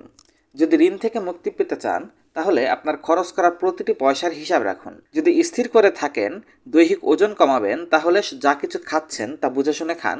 যদি অ্যাথলেট হতে চান, প্রশিক্ষণের সিদ্ধান্ত নিয়ে থাকেন, তাহলে আপনার প্রতিটা পদক্ষেপ আর সব কাজের হিসাব রাখতে হবে। এই জন্য আপনার দরকার একটা নোটবুক। যতটুকু সম্ভব আপনি প্রতিদিন লিখে রাখবেন, কোনো অজুহাত করবেন না। এক টুকরো কাগজের উপর আপনি লিখতে থাকুন। এই পদ্ধতি চর্চা করার ফলে আপনি আপনার সিদ্ধান্তগুলোর বিষয়ে সচেতন হয়ে উঠবেন। জিম রন বলেছেন, যা করা সহজ তা না করাও সহজ। কাজের জটিলতার মধ্যে কোনো জাদু নেই, জাদু রয়েছে সহজ কাজগুলো বারবার এবং দীর্ঘ সময় ধরে করার মধ্যে। এটাই কম্পাউন্ড ইফেক্টের বিষয়। সুতরাং আপনি আপনার জীবনে সফল হওয়ার ক্ষেত্রে যে উপাদানগুলো রয়েছে তা অবহেলা করবেন না। সফল ব্যক্তি আর অসফল ব্যক্তির মধ্যে সবচেয়ে বড় পার্থক্য হচ্ছে সফল ব্যক্তি যা করতে চায়, অসফল ব্যক্তি সেই কাজ করতে চায় না। মনে রাখবেন, জীবনে অনেকবার এটা আপনার কাজে আসবে যখন কষ্টকর ও কঠিন পছন্দগুলোর মুখোমুখি হবেন। টাকার জন্য ফাঁদ পাতা। আমার ফাইন্যান্স নিয়ে বোবার মতো কাজ করার পর ট্র্যাকিংয়ের ক্ষমতা সম্পর্কে আমি একটা সময় বুঝতে পেরেছি। আমার বয়স যখন 20-এর কাছাকাছি ছিল, রিয়েল এস্টেট ব্যবসায় তখন আমি প্রচুর টাকা কামাই করেছি। তখন আমার অ্যাকাউন্টেন্ট আমাকে জানালো আমার $1,00,000 বেশি ট্যাক্স বকেয়া রয়েছে। আমি বললাম আমার এইরকম নগদ টাকা নেই। সে বলল আপনি বেশ কয়েকবার তা সংগ্রহ করেছেন, নিশ্চয়ই ট্যাক্স আলাদা করে রেখেছেন। কিন্তু আমি আলাদা করে রাখিনি। তাহলে টাকা গেল কোথায়, সে জানতে চাইল। আসলে টাকা কিভাবে খরচ হয়েছে আমি টের পাইনি। তখন আমার হিসাব বিভাগের কর্মকর্তা একটা বড় উপকার করেছিল। ওই অ্যাকাউন্টেন্ট আমাকে পকেটে একটা ওই অ্যাকাউন্টেন্ট আমার পকেটে একটা ছোট নোটবুক ঢুকিয়ে দিয়েছিলেন। আমি নোটবুক সব ধরনের খরচ লেখার জন্য ব্যবহার করতাম এবং 30 দিন ধরে আমার খরচ করা প্রতিটা টাকার হিসাব লিখে রেখেছিলাম। নতুন স্যুট কেনা থেকে শুরু করে টায়ারে বাতাস ভরার জন্য 50 সেন্ট হোক, আমি সব কিছুর হিসাব লিখে রাখতাম। এর ফলে আমার মধ্যে সচেতনতা সৃষ্টি হয়েছিল এবং একসময় আমি অপ্রয়োজনীয় কোনো কিছু কেনা থেকে বিরত থাকতে শুরু করলাম। একটানা 30 দিন টাকার হিসাব রাখার জন্য আমার মধ্যে নতুন এক সচেতনতা সৃষ্টি হয়েছিল। খরচ করার ব্যাপারে শৃঙ্খলা তৈরি হয়েছিল। আমি টাকা খরচ করার ব্যাপারে খুব বেশি সচেতন হয়ে গিয়েছিলাম এবং অবসর সময়ের জন্য জমা করতে শুরু করলাম এবং একসময় অনেক জমা করেছিলাম। যে জমানো সম্পদ বা অর্থ দিয়ে আমার অবসর জীবন ভালোভাবে কাটবে বলে আমি প্রত্যাশা করি। অর্থ বাঁচানোর ক্ষেত্রগুলো খুঁজে পাচ্ছিলাম যেখানে অনেক আগে বাজে খরচ করে ফেলতাম। এই বইটি কেনার মাধ্যমে আপনি মূলত আমার অভিমত এবং আপনার চলার পথে কিছু পথ নির্দেশিকার জন্য টাকা খরচ করছেন। এজন্য এই ব্যাপারে আমি কঠোর এবং আপোষহীন। অন্তত 1 সপ্তাহ নিজের আচার আচরণকে ট্র্যাক করতে বলবো আপনাকে। বইটি বিনোদনের জন্য লেখা হয়নি, এটা লেখা হয়েছে ফলাফল পেতে, আপনাকে সাহায্য করার জন্য। এই বই থেকে ভালো ফলাফল পেতে হলে আপনাকে কঠোরভাবে মনোনিবেশ করতে হবে, কেননা আপনি যেভাবে চাইছেন সেভাবে আপনার জীবন চলছে না। আপনি জীবন থেকে লাইনচ্যুত হয়ে গেছেন। আবার লাইনে ফিরিয়ে আসার উপায় হচ্ছে ট্র্যাকিং। আমি চাই এই মুহূর্ত থেকে আপনি নিজের জীবন ট্র্যাক করুন এবং আপনার উদ্দেশ্য সফল করতে নিজের লক্ষ্যকে আয়ত্তের মধ্যে নিয়ে আসুন। আমি চাই আপনি জানুন যে কোনো নির্ধারিত মুহূর্তে ঠিক কতটা ভালোভাবে আপনি কাজ করার সক্ষমতা রাখতে পারছেন। আমি বলছি এমনভাবে নিজেকে ট্র্যাক করুন যেন আপনি একটা মূল্যবান বস্তু। আমি আপনাকে ট্র্যাকিং আত্মস্থ করতে বলছি। সেটা করলে আমূল পরিবর্তন আসবে আপনার লাইফে এবং চূড়ান্তভাবে আপনার জীবনচর্চায়। ধীর এবং সহজ থাকুন, তাড়াহুড়ো করবেন না। আমরা সহজ ও ধৈর্যের সাথে কাজ করব। সপ্তাহে মাত্র একটা অভ্যাস ট্র্যাক করতে হবে, এমন একটি অভ্যাস যার উপর আপনার পুরোপুরি নিয়ন্ত্রণ রয়েছে। কম্পাউন্ড ইফেক্টের সুফল একবার যখন ফলতে শুরু হয় তখন আপনি স্বাভাবিকভাবেই জীবনের অন্যান্য ক্ষেত্রেও এই অভ্যাস চর্চা করতে চাইবেন। সহজ কথায় আপনি ট্র্যাকিং পছন্দ করতে পারবেন। ধরা যাক আপনার খাবারের অভ্যাস নিয়ন্ত্রণ করার চেষ্টা করছেন, কারণ আপনার দৈহিক ওজন আপনি কমাতে চান। তাই আপনি কখন কি খাবেন তার একটা ছোট তালিকা করুন এবং যেসব খাবার খাবেন না সেগুলো লিখে রাখার চেষ্টা করুন। এসব বিষয় লিখে রাখার ব্যাপারটা খুব স্বাভাবিক, কিন্তু যখন আপনি এটা করেন এর প্রভাব দেখতে পাবেন। আমি সেজন্যই বলছি যে একটা ক্যাটাগরি আর শুরু করার একটা তারিখ আপনার পছন্দ করুন। নিম্নের ছক অনুসারে কাজ করুন। আমি অমুক বিষয়ে ট্র্যাকিং শুরু করতে চলেছি, এত তারিখ, দিন, মাস এবং বছর লিখে নেবেন। ট্র্যাকিং কেমন হবে? এটা হবে পুরোপুরি গোছানো এবং স্থির। প্রতিদিন একটা নতুন পৃষ্ঠার উপর দিন তারিখ লিখে শুরু করবেন। ট্র্যাকিং চালিয়ে যাবেন, দেখবেন আপনি ফলাফল পেতে শুরু করেছেন। প্রথম 1 সপ্তাহ ট্র্যাকিংয়ের পর আপনি অবাক হবেন এটা দেখে যে ওই সব ক্যালোরি সময় কিভাবে আপনার কাছ থেকে চলে গেছে, এমনকি ওগুলো সম্পর্কে আপনার ধারণাও ছিল না। প্রথম সপ্তাহ পার হলে যে ফলাফল পাবেন তাতে এমন আত্মস্থ করতে পারবেন এটাকে যে পরবর্তী 2 সপ্তাহ চালিয়ে যেতে চাইবেন নিজের অজান্তেই। কাজেই আদর্শিকভাবে আমি চাই 21 দিন পর্যন্ত আপনার ট্র্যাক করায় আপনি লেগে থাকুন। আপনি যদি তা না করেন আমার ক্ষতি নেই, কিন্তু আন্তরিকভাবে বললে আপনি এই বই পড়ছেন আপনার বদলে যাওয়ার জন্য। প্রতিদিন আপনার $4 কফির অভ্যাস বজায় থাকলে 20 বছরে খরচ হবে $51,833। আপনি কি ধারণা করতে পারেন আজ যে ডলার আপনি খরচ করছেন আগামী 20 বছরের মধ্যে প্রতিটি ডলার $5 সমান হয়ে যাবে। আপনি আজ যতবার $1 করে খরচ করছেন ভবিষ্যৎ থেকে আপনি আপনার প্রতিবারের $5 খরচ করছেন। যতবার আপনি একটি $50 বস্তু দেখবেন ততবার আপনি 20 বছর পরের কল্পনা করুন এর দাম $250। আপনার সবচেয়ে ভালো পছন্দ বাছাই করুন। এটা প্রতিদিন, প্রতি সপ্তাহে এবং সারা বছর করার পর দেখবেন আপনার আর্থিক সচ্ছলতা আসছে।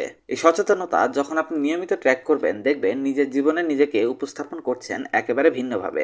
আপনি নিজেকে জিজ্ঞেস করতে পারবেন প্রত্যেক কর্মদিবসে কফি বা চা পান করলে যত টাকা খরচ হয় তা দিয়ে কি একটা মার্সিডিজ বেঞ্জ কেনা যায়? কারণ এই পরিমাণ খরচই আপনার হয়। এই সবই একটা নোটবই আর কলমের কৃতিত্ব।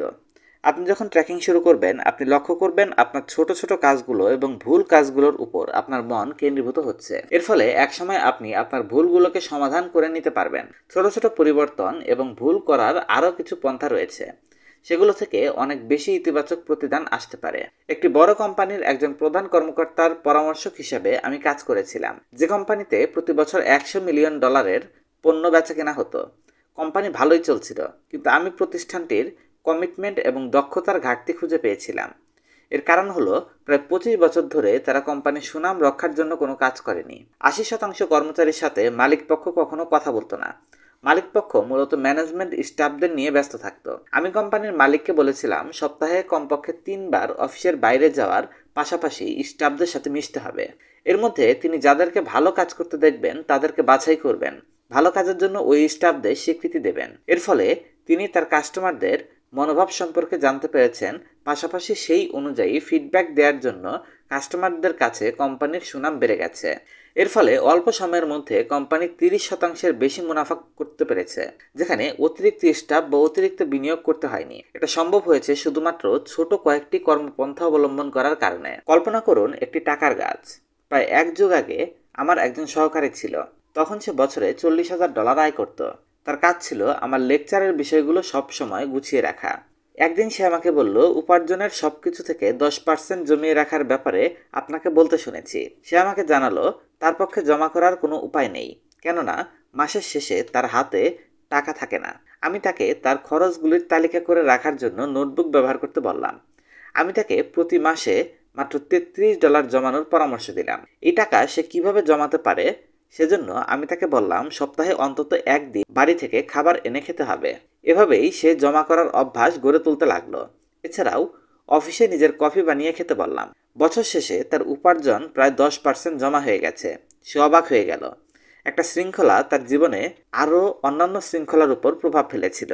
দ্বিতীয় বছর শেষে সে আয় করেছিল $1,00,000-এরও বেশি। ক্যাথলিন অবশেষে নিজেই তার স্বাধীন বিজনেস শুরু করেছিল। এখন সে ক্যাথলিন $1 মিলিয়ন বেশি সম্পদ তৈরি করে ফেলেছে। সে কিন্তু শুরু করেছিল একটা ছোট সিদ্ধান্ত গ্রহণের মাধ্যমে, প্রতি মাসে মাত্র $33 সঞ্চয় করা থেকে। সঠিক সময়ে সঠিক সিদ্ধান্ত গ্রহণ। আপনি যত দ্রুত ছোট ছোট পরিবর্তন ঘটাতে পারবেন, আপনার জন্য তত বেশি কম্পাউন্ড এফেক্ট কাজ করবে। মনে করুন আপনার বন্ধু কলেজে পড়া অবস্থায় অর্থ জমা করা শুরু করেছে। আপনি 40 বছর বয়সে অর্থ জমা করতে শুরু করেছেন। 40 বছর বয়সে আপনার বন্ধুকে কোনো বিনিয়োগ করতে আর হবে না। আপনি তখন সবেমাত্র জমানো শুরু করছেন। এরপর আপনি এবং আপনার বন্ধু যখন অবসরে যাবেন, তখন আপনি যা জমা করেছেন তার থেকে তার জমানো টাকা 3 গুণ হবে। তা সত্ত্বেও আপনি আপনার বন্ধুর চাইতে কম হলেও কিছু টাকা তো পাচ্ছেন। আর এটা সম্ভব হয়েছে আপনি একটা নির্দিষ্ট সময় জমিয়ে রাখার কারণে, ছোট কিছু অভ্যাস গড়ে তোলার কারণে। কম্পাউন্ড এফেক্টের সুফল যে কোনো সময় পাওয়া যায়। এখানে দেরি অথবা বিলম্ব বলে কোনো কথা নেই। কথা হচ্ছে আপনি এখনই কাজটি শুরু করুন। অবসর গ্রহণের সময় আপনি কিছুটা হলেও তার বেনিফিট পাবেন। তাই মূল কথা হচ্ছে আপনাকে শুরু করতে হবে। সাফল্য হচ্ছে এক ধরনের ম্যারাথন। একটি সফটওয়্যার কোম্পানিতে বেভারলি ছিল সেলসম্যান। আমার কাছে স্লিম হওয়ার জন্য সে সাহায্য চাইল। এরপর আমি ভাবলাম, যদি ওজন কমানোর জন্য বেভারলিকে নিয়মিত জিমে যেতে বলা হয়, জিম করার জন্য বিভিন্ন সরঞ্জাম ক্রয় করতে বলা হয়, দেখা যাবে সপ্তাহখানিক সে এগুলো করবে, তারপর একাই থেমে যাবে। কিন্তু আমি চিন্তা করে দেখলাম, বেভারলিকে যদি একটা নতুন অভ্যাস ধরিয়ে দিতে পারি, তাহলে সেই ওই অভ্যাস প্রতিনিয়ত চর্চা করার কারণে ভালো ফল পেতে পারে। বেভারলি গাড়ি চালিয়ে অফিসে যাতায়াত করত।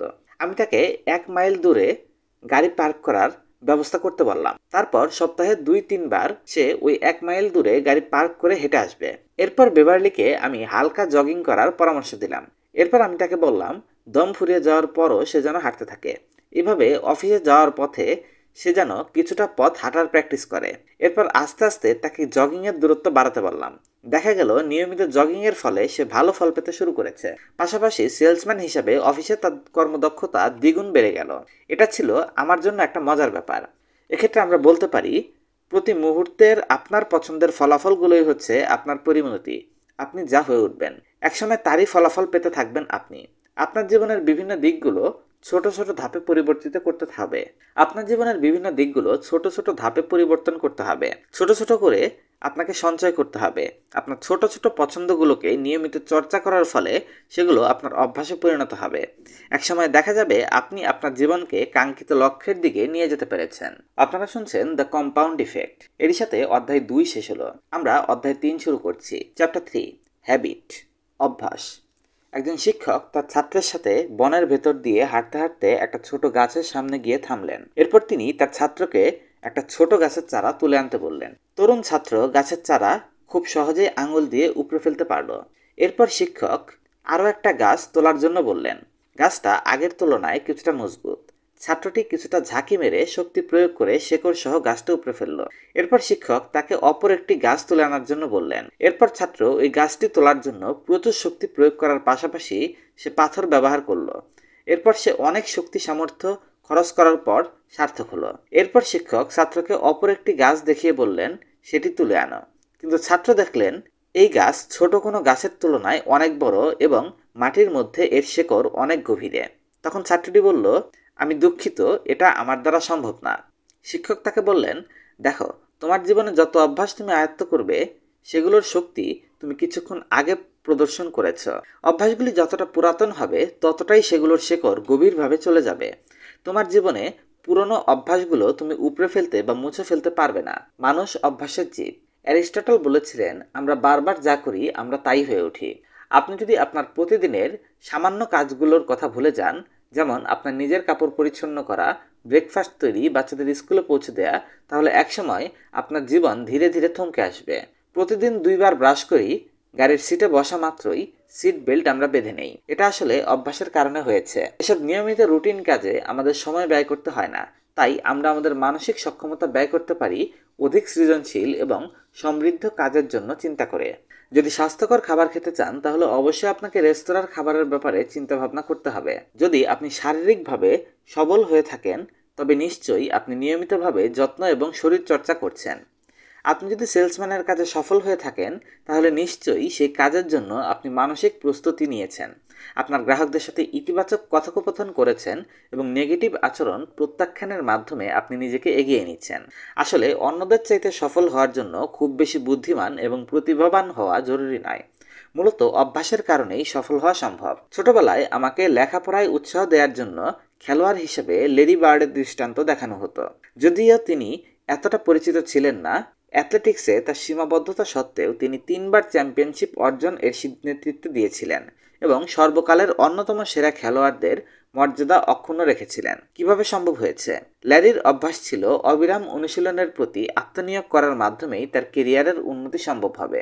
তার অভ্যাস ছিল স্কুলে যাওয়ার আগে প্রত্যেক সকালে 500 বার ফ্রি থ্রো অনুশীলন করা। একসময় বড় বিখ্যাত খেলোয়াড়দেরকে ছাড়িয়ে গিয়েছিলেন তিনি।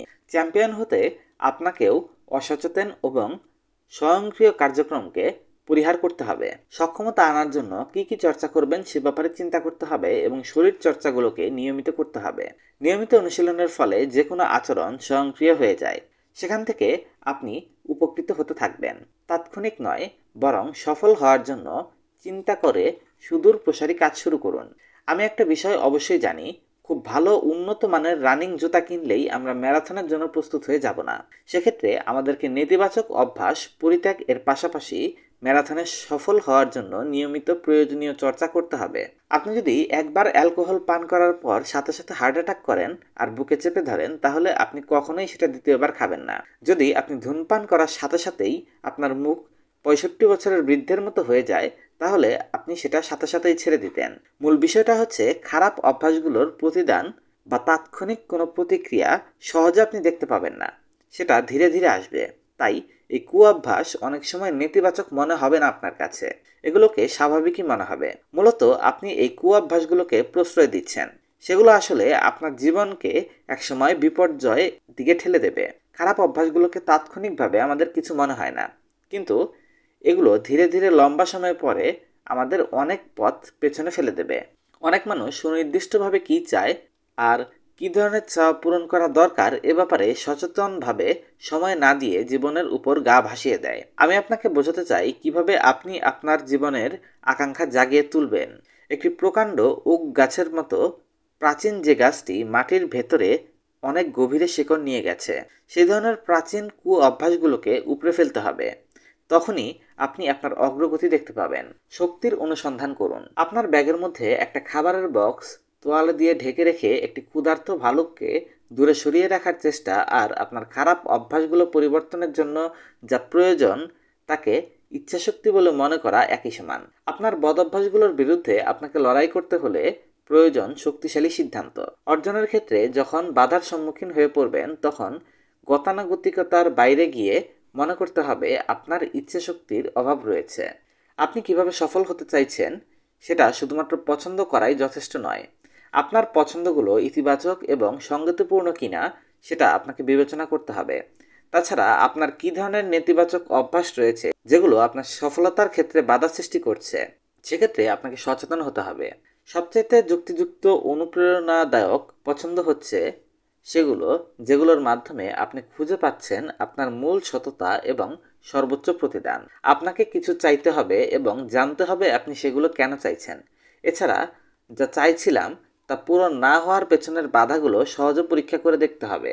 যদি আপনি জীবনে উল্লেখ করার মতো উন্নতি করতে চান তাহলে একটা যুক্তিযুক্ত কাজ করতে হবে এবং প্রয়োজনীয় পরিবর্তন আপনি চাইবেন তার জন্য আপনাকে অবশ্যই এমন কিছু কাজ করতে হবে যা আপনাকে অনুপ্রেরণা দেবে। আপনার জন্য সবকিছু সম্ভব। আপনার আকাঙ্ক্ষা এবং অনুপ্রেরণা যতক্ষণ পর্যন্ত সঠিক এবং যথাযথভাবে প্রয়োগ করতে না পারবেন ততক্ষণ পর্যন্ত আপনার জীবনে উন্নতি করার কোনো পথ খুঁজে পাবেন না। আসুন একটা উদাহরণ দেখি। আমি যদি মাটিতে একটা 10 ইঞ্চি চওড়া আর 30 ফুট লম্বা তক্তা রেখে আপনাকে বলি আপনি যদি এই তক্তার উপর দিয়ে হেঁটে যান তাহলে আপনাকে আমি $20 উপহার দেব, আপনি কি সেটা করতে ইচ্ছুক হবেন? আপনি সহজেই কাজটা করবেন, কারণ এটা $20 আয়ের একটা সহজ সুযোগ। ওই তক্তাটি যদি 200 তলা বিল্ডিংয়ের ছাদের মাঝামাঝি বসানো হয়, এখন যদি বলা হয় এই তক্তা পার হলে আপনাকে $30 দেওয়া হবে, আপনি কি তা করবেন? অবশ্যই বলবেন জীবনেও এটা করব না। কিন্তু যদি বিপরীত দিকের বিল্ডিংয়ের ছাদে আপনার বাচ্চা থাকে এবং ওই বিল্ডিংয়ের ছাদে যদি আগুন লেগে যায়, আপনি তার জীবন বাঁচাতে ওই তক্তার উপর দিয়ে হেঁটে যাবেন? তখন আপনাকে $20 দিতে হবে না, আপনি দ্রুতই সেই কাজটা করে ফেলবেন। তাহলে প্রথমবার আপনি যে কাজটি করতে চাইবেন না, দ্বিতীয়বার প্রচণ্ড ইচ্ছাশক্তি দিয়ে সেই কাজ কেন করবেন? এজন্যই করবেন কেননা ওইখানে রয়েছে আপনার একটা অস্তিত্ব, আর সেটাই আবার আপনার জন্য সবচেয়ে বড় সফলতা। পৃথিবীর সবচেয়ে বড় পাওয়া আপনার সন্তান। তাই বলা হয় সফল হওয়াটাকে শুধু পছন্দ করাই যথেষ্ট না, সেখানে আপনার মূল প্রেরণা খুঁজে পেতে হবে। কেন আপনি কাজটি করছেন সেটাই হচ্ছে আপনার মূল শক্তি, সত্যিকারের অনুপ্রেরণা। সফলতার জন্য আপনার শক্তির অ্যাক্সেস পয়েন্ট হচ্ছে আপনার নিজের গুরুত্ব। আপনার অভ্যন্তরীণ গুরুত্বই হচ্ছে আপনার উদ্দেশ্য সাধনের ক্ষেত্রে সফল হওয়ার আলোক সংকেত বা বাতিঘর। আপনার গুরুত্ব নির্ধারণ, প্রায়োরিটি নির্ধারণ এবং আপনার নিজের শক্তি সামর্থ্যের পরিমাণ বুঝতে পারাটাই হচ্ছে আপনার জীবনকে পরিচালিত করার অন্যতম দরকারি বিষয়। আপনি যদি নিজেই গুরুত্ব বুঝতে না পারেন এবং সেগুলো বাছাই করতে না পারেন তাহলে হয়তোবা এমন কোনো সিদ্ধান্ত নেবেন যেগুলোর সঙ্গে আপনার চাওয়া পাওয়ার সঙ্গতি হবে না, বরং সংঘাত সৃষ্টি হবে। আপনি যদি আপনার ভ্যালু বাছাই করতে পারেন আপনার জীবন আরও সহজ ও ফলপ্রসূ হয়ে উঠবে। নিজের ক্ষেত্রে সিদ্ধান্ত গ্রহণ আরও সহজ হয়ে যাবে। কোনো পছন্দ আপনার সামনে আসলে নিজেকে প্রশ্ন করুন, আমার এই পছন্দ ঠিক আছে কি না।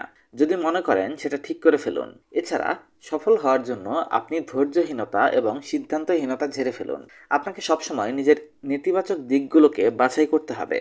আপনার নেতিবাচক দিকগুলো হলো আপনার শত্রু। অতএব আপনার শত্রুকে চিনে নেয়ার পাশাপাশি তার বিরুদ্ধে লড়াই শুরু করা আপনার সফলতার অন্যতম প্রধান দিক।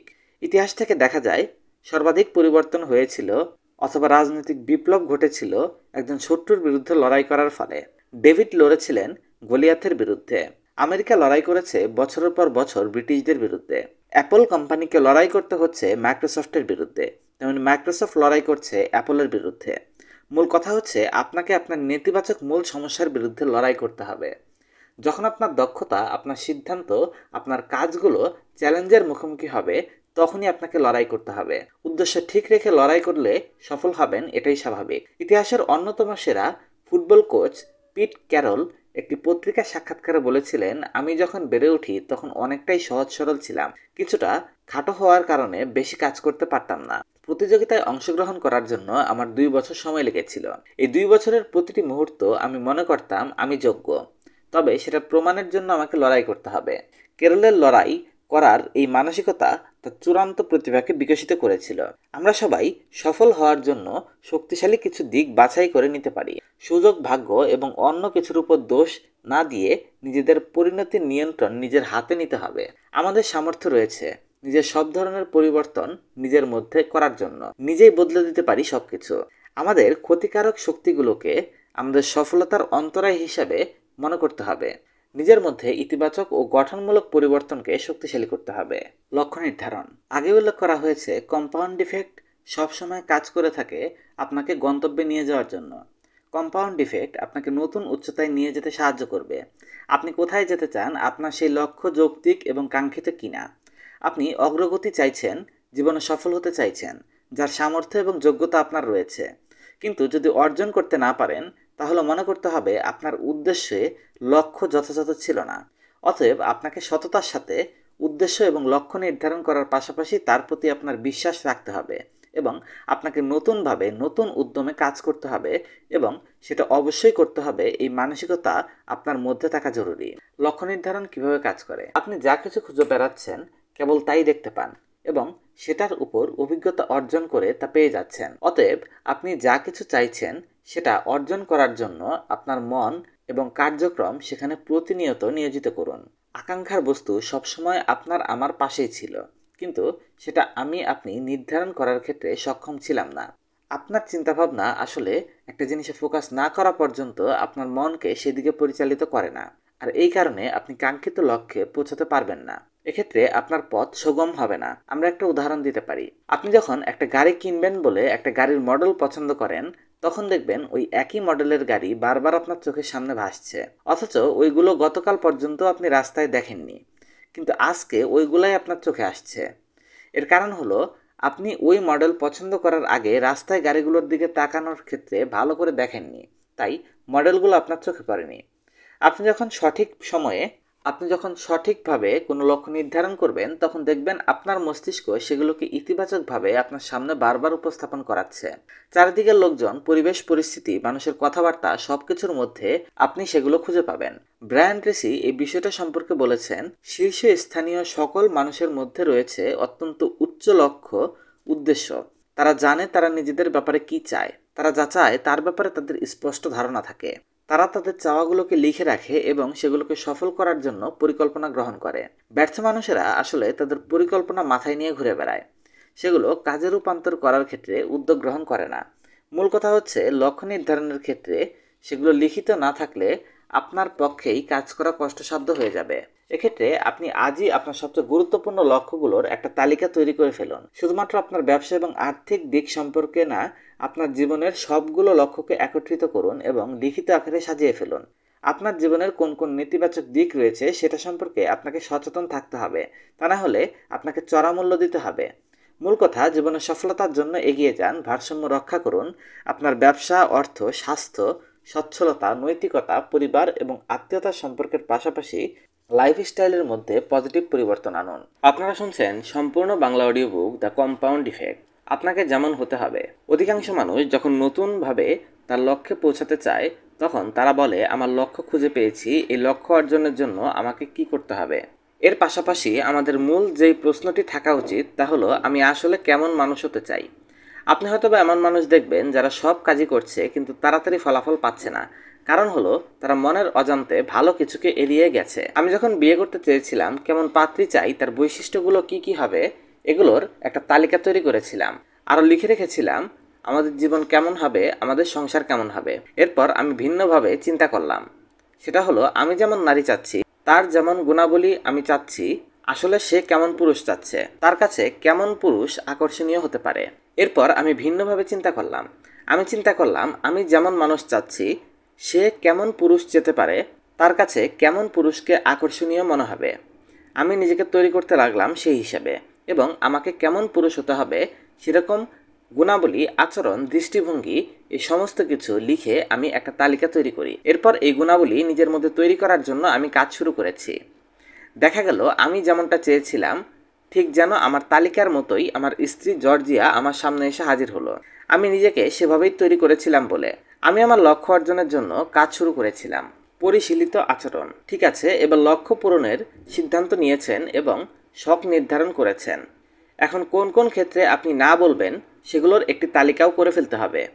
পাশাপাশি আপনার গতিপথ বদলাতে পারে তার জন্য আপনার কি কি দরকার এবং সবচেয়ে বেশি কোন জিনিসটি আপনার জন্য ইতিবাচক, এর মধ্যে কোন জিনিসগুলো আপনার জীবন থেকে বাদ দিতে হবে, কোনগুলো যোগ দিতে হবে, তার একটা তালিকা প্রস্তুত করতে হবে। এ কারণেই আপনাকে চিন্তা করতে হবে যে কোন ধরনের আচরণ আপনার অভীষ্ট লক্ষ্যে পৌঁছানোর জন্য প্রতিবন্ধকতা সৃষ্টি করছে এবং কোন কোন আচরণগুলো লক্ষ্য অর্জনে আপনাকে সহায়তা করছে। কিভাবে আপনি প্রতিদিন কত ঘন্টা করে টেলিভিশন দেখে নষ্ট করছেন, অন্যদের সফলতার গল্প শুনে আপনি কতটা সময় অপচয় করছেন, কম্পিউটারে গুরুত্বহীন চ্যাটিং এবং গল্পগুজব করে কত ঘন্টা নষ্ট করছেন। আমরা বলেছিলাম কোন ধরনের আচরণ আপনি করছেন যা আপনাকে পেছনে ফেলে দিতে পারে সেগুলো সম্পর্কে সচেতন হওয়া জরুরি। কাজ করতে করতে ঘুমিয়ে পড়েছেন, এই ধরনের একটি বাজে অভ্যাস আপনাকে লক্ষ্যে পৌঁছাতে বাধা সৃষ্টি করতে পারে। একটি বড় কোম্পানির প্রধান নির্বাহী কর্মকর্তা আমার কাছে পরামর্শ চাইলেন তিনি কিভাবে আরও সফল হতে পারে। এরপর আমি দেখলাম তিনি খবর দেখা, স্পোর্টস দেখা, স্থানীয় সংবাদপত্র সহ বিভিন্ন ম্যাগাজিন দেখেই প্রচুর সময় নষ্ট করছেন। তিনি সফল হওয়ার ক্ষেত্রে বাধার সম্মুখীন হচ্ছেন এবং তার সফলতার ক্ষেত্রগুলো সবসময় উলটপালট হয়ে যাচ্ছে। আমি তাকে এই অভ্যাসগুলো পরিত্যাগ করতে বলেছি। এরপর দেখা গেল টিভি দেখা, খবর শোনার অভ্যাস পরিত্যাগ করার কারণে ওনার 90% সমস্যা এমনিতেই সমাধান হয়ে গেল। ভদ্রলোক কাজের ক্ষেত্রে যে গোলমেলে অবস্থায় ছিল তা চলে গেল। এবার আপনার করণীয় কি? আপনি আপনার ছোট নোটবুকটা বের করুন এবং আপনার প্রধান 3টি লক্ষ্য লিখে রাখুন। পাশাপাশি আপনার খারাপ অভ্যাসগুলোর তালিকা করুন। সেই তালিকাগুলো আপনাকে মাঝে মাঝে ইতিবাচক কাজ করার ক্ষেত্রে প্রেরণা জাগাবে। অভ্যাস এবং আচরণ কখনো মানুষের সাথে বেইমানি করে না। আপনি যদি বলেন আপনি স্বাস্থ্যবান হতে চান কিন্তু ফাস্টফুড আপনার বেশি পছন্দ, আমি এখানে ফাস্টফুডকে এগিয়ে রাখবো, অর্থাৎ আপনি স্বাস্থ্যবান হতে পারবেন না। আপনি যদি আত্মোন্নয়ন করতে চান কিন্তু বই পড়ার ক্ষেত্রে অলসতা করছেন, তাহলে আপনি সেটি করতে পারবেন না। যদি আপনি সফল পেশাজীবী হতে চান আর কর্মস্থলে দেরিতে আসেন, তাহলে আপনি সফল হবেন না। আপনার পরিবার আপনার কাছে সবচেয়ে গুরুত্বপূর্ণ এমনটা যদি আপনি বলে থাকেন, কিন্তু আপনি আপনার ক্যালেন্ডারে আপনার পরিবারের বিষয়ে অগ্রাধিকারের কথা গুরুত্ব না দেন, তাহলে আপনি আপনার পারিবারিক জীবনে সফল হবেন না। আপনাকে সিদ্ধান্ত নিতে হবে আপনি যা করছেন তা ঠিক আছে কিনা।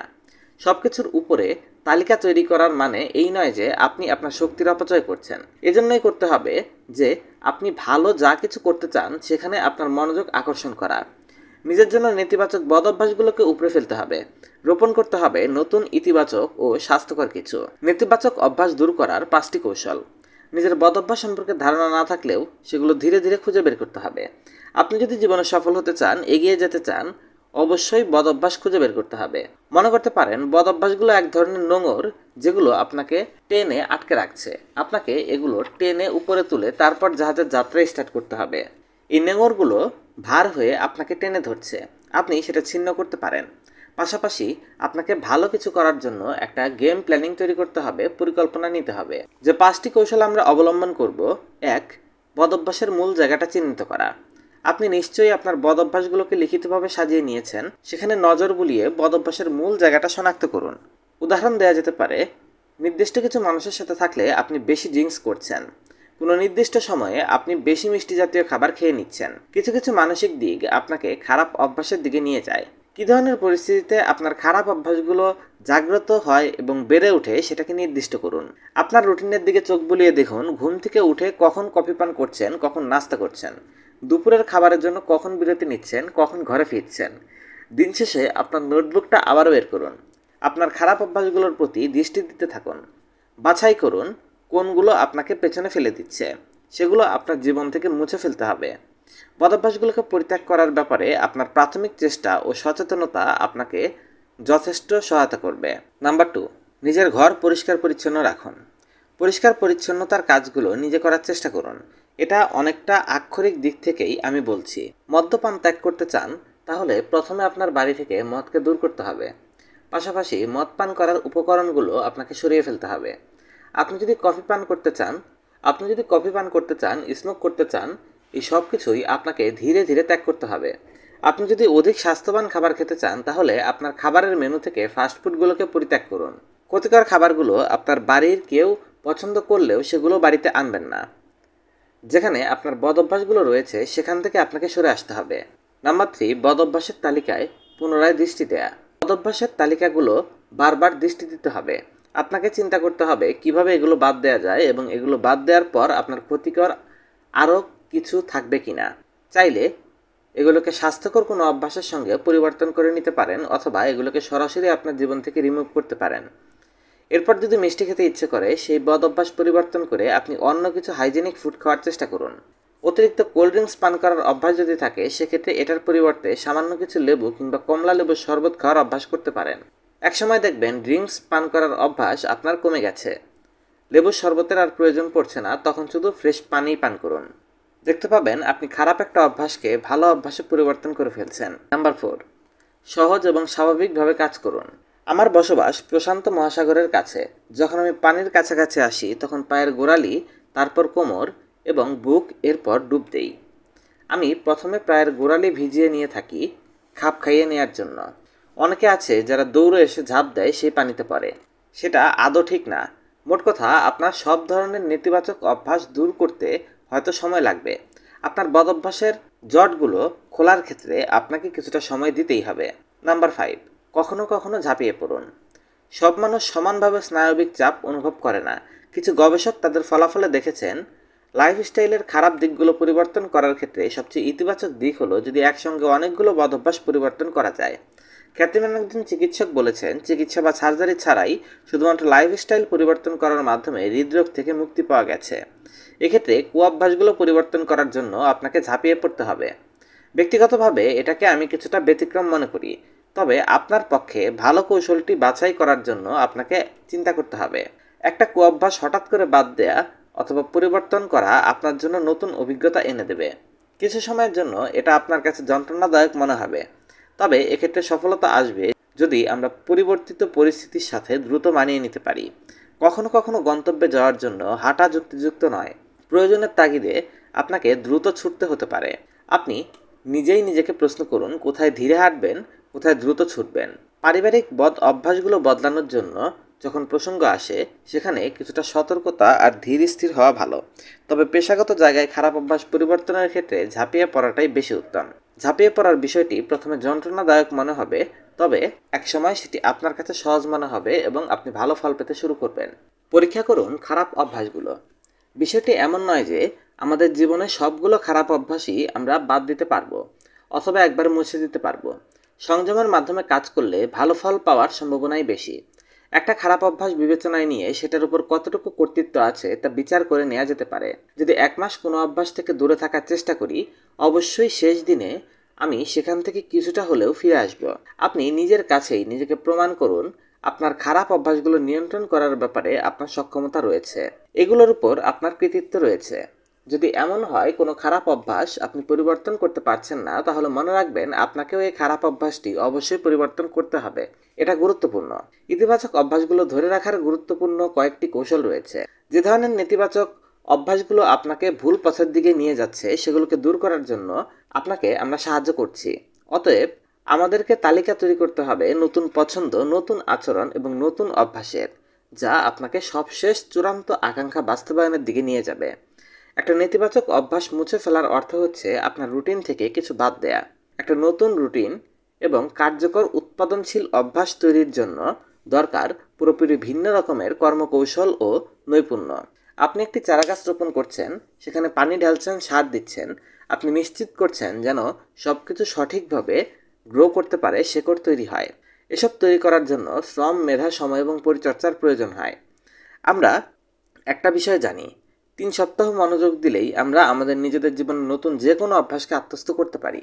অর্থাৎ আমরা যদি 3 সপ্তাহ প্রতিদিন একটা অভ্যাসের উপর বিশেষ গুরুত্ব দিয়ে থাকি, তাহলে সেটা আজীবনের জন্য চর্চা করার সুযোগ তৈরি করে দেবে। এক্ষেত্রে মূল চাবিকাঠি হচ্ছে সতর্ক থাকা। আপনি যদি সত্যিকার অর্থেই একটা ভালো অভ্যাস বজায় রাখতে চান, তাহলে দিনে কমপক্ষে একবার সেটার দিকে মনোযোগ দেওয়ার বিষয়টি নিশ্চিত করুন, তবেই সফল হওয়ার সম্ভাবনা বাড়বে। 1, নিজেকে প্রস্তুত করুন সাফল্যের জন্য। যে কোনো ধরনের নতুন অভ্যাস আয়ত্ত করতে নিজের জীবন এবং লাইফস্টাইলের মধ্য দিয়ে আপনি যদি কোনো একটা শরীরচর্চা কেন্দ্রে ভর্তি হন বা জিমে ভর্তি হন, আর সেটা যদি 30 মাইল দূরে হয়, তাহলে আপনি নিশ্চয়ই সেখানে যাবেন না। এছাড়া যদি এমন হয় আপনি রাত 10টার পর অবসর পাচ্ছেন কিন্তু শরীরচর্চা কেন্দ্র বন্ধ হয়ে যায় সন্ধ্যা 6টার দিকে, সেক্ষেত্রেও আপনার কোনো উপকার হবে না। এক্ষেত্রে আপনি এবং আপনার জিমের মধ্যকার সময়ে উপযুক্ত মিল থাকতে হবে। 2, কোনো কিছু বাদ দেয়া নয়, চিন্তা করুন সংযোগ করার। সাকসেস পত্রিকার জন্য আমি যখন মেন্টর উইলিয়ামসনের সাক্ষাৎকার নিয়েছিলাম, তিনি আমাকে তার কঠিন খাদ্য অভ্যাসের কথা বলেছিলেন। আমাকে জানান বিভিন্ন রোগ থেকে মুক্তির জন্য তিনি যেসব নিয়ম মেনে চলছিলেন তার ফলে দৈহিক এবং মানসিক ক্লান্তি বোধ করছিলেন। আপনি আপনার খাবারের মেনু থেকে কি বাদ দিচ্ছেন সেটা বড় কথা নয়, মূল কথা হচ্ছে আপনি নতুন করে আপনার খাবারের মেনুতে কি যোগ করছেন। এটা আপনার দৈহিক জীবনের জন্য ইতিবাচক ভূমিকা রাখবে। অনেক ক্ষেত্রেই আপনি নিজেকে বঞ্চিত করার মানসিকতা তৈরি করতে পারেন। খাবারের মেনু থেকে ক্ষতিকর জিনিসগুলো ছুঁড়ে ফেলতে হবে। আমার এক বন্ধু টেলিভিশন দেখার পরিবর্তে বাচ্চাদের সঙ্গে খেলাধুলার নতুন অভ্যাস গড়ে তোলে। ফটোগ্রাফি নিয়ে কাজ করতে শুরু করে। এর মাধ্যমে সে অনেক ইতিবাচক দিক খুঁজে পায়। আপনি কি অ্যাড ইন করতে পছন্দ করবেন, যেখানে জীবনের অভিজ্ঞতা সমৃদ্ধ করতে পারেন এবং আপনি সফল হতে পারেন? 3. প্রকাশ্যে দায় স্বীকারের মানসিকতা। আপনি যদি যথাযথভাবে আপনার নতুন অভ্যাসগুলিকে শক্তিশালী করতে চান, তাহলে আপনার উপর নজরদারি করার জন্য আপনার সিনিয়র কর্মকর্তাকে অথবা আপনার বড় ভাইয়ের মতো যাকে মনে করেন তার উপর দায়িত্ব দিন। আমি একজন নারীর কথা শুনেছি যিনি নিজের অর্থ সম্পদের উপর নিয়ন্ত্রণ প্রতিষ্ঠা করার সিদ্ধান্ত নিয়েছিলেন এবং তার প্রতিদিনের খরচের প্রত্যেকটা পেনির হিসাব ব্লগিং করার মাধ্যমে। তার বন্ধুবান্ধব, পরিবারের সদস্য এবং অনেক সহকর্মী তার খরচের অভ্যাসকে ফলো করতে লাগলো। এতে অনেকের নজরদারির ফলে সে আরও বেশি দায়িত্বশীল হয়ে উঠেছিল এবং সে খরচের ব্যাপারে সুশৃঙ্খল হয়ে গিয়েছিল। আমি আমার এক সহকর্মীকে ধূমপান ছাড়ার জন্য সহায়তা করেছিলাম। এ বিষয়টি কোম্পানির সব সহকর্মীকে জানিয়েছিলাম। আমি বলেছিলাম, তোমরা সবাই শুনে রাখো, জেনরা ধূমপান ত্যাগ করার সিদ্ধান্ত নিয়েছে। খুব আনন্দের, আজকের ধূমপানই তার শেষ। এরপর ধূমপান না করার দিনগুলোতে লাল কালিতে সে কাটা চিহ্ন দিয়ে রাখত। তখন তার সহকর্মীরা এই বিষয়টি লক্ষ্য করত এবং তাকে উৎসাহ দিত। একসময় ধূমপান না করার কাটা চিহ্ন অনেক লম্বা হতে লাগলো এবং জেনরা ধূমপান ত্যাগ করতে সফল হয়েছিল। 4. সফলতার সঙ্গী খুঁজে নিন। হাতে হাত ধরে একই লক্ষ্যের দিকে এগিয়ে যাওয়া দুইটি মানুষের চেয়ে শক্তিশালী বস্তু খুব কম আছে। আপনার সফলতার সম্ভাবনা বাড়াতে চাইলে একজন সঙ্গীকে খুঁজে নিন যে আপনাকে জবাবদিহিতার মধ্যে রাখার চেষ্টা করবে। যখন আপনি নতুন অভ্যাস শক্তিশালী করতে চাইবেন, তখন আপনি একজন সাফল্যের সঙ্গী খুঁজে নিতে পারেন যে সঙ্গী আপনার সঙ্গে নিয়মিত হাঁটবে, দৌড়াবে অথবা শরীরচর্চার সময় আপনার সঙ্গে থাকবে। এছাড়া আত্মোন্নয়নমূলক বই পড়ার সময় আপনার সঙ্গে আলোচনা করবে। নাম্বার 5. প্রতিযোগিতা এবং পারম্পরিক আস্থার সম্পর্ক। আপনার প্রতিযোগিতামূলক শক্তিকে নতুন অভ্যাসের সঙ্গে সম্পৃক্ত করার প্রতিনিয়ত চেষ্টা করুন। ডক্টর মেহমেদ একটি সাক্ষাৎকারে বলেছিলেন, মানুষ যদি প্রতিদিন আরও 1000 পা বেশি হাঁটত তাহলে তার জীবন বদলে যেত। আমার কাছের বন্ধু, সহকর্মী অথবা পরিচিত লোকেদের নিয়ে নতুন অভ্যাস গ্রহণের প্রতিযোগিতার ব্যবস্থা করতে পারেন। আপনার কাছের বন্ধু, সহকর্মী অথবা পরিচিত লোকেদের নিয়ে নতুন অভ্যাস গ্রহণের প্রতিযোগিতার ব্যবস্থা করতে পারেন। এই প্রতিযোগিতার মাধ্যমে আপনার মধ্যে নতুন অভ্যাস তৈরি করার শক্তি সঞ্চিত হবে। নাম্বার 6. উদযাপন করুন। শুধু কাজ আর খেলাধুলার মধ্যেই সীমাবদ্ধ থাকলে হবে না। অনেক সময় মানুষকে সবকিছু নিরাশ করে তোলে। জীবনে জয়লাভের জন্য, সেগুলোকে উপভোগ করার জন্য উদযাপন করার সময় বের করা উচিত। পাশাপাশি আপনি নিজেকে কল্যাণমূলক কাজে উৎসর্গ করবেন। প্রতি মাসে, প্রতি সপ্তাহে, এমনকি প্রতিদিন নিজেকে কিছুটা সময় পুরস্কার দেওয়ার ব্যবস্থা করতে হবে। এমনকি ছোট কিছু হলেও তার স্বীকৃতি দেওয়ার জন্য নিজেকে তৈরি করতে হবে। যখন আপনার লক্ষ্য পূরণ হয়ে যাবে, নিজেকে একটা সোনার মেডেল উপহার দেওয়ার প্রস্তুতি নিন। পরিবর্তন সহজসাধ্য নয়।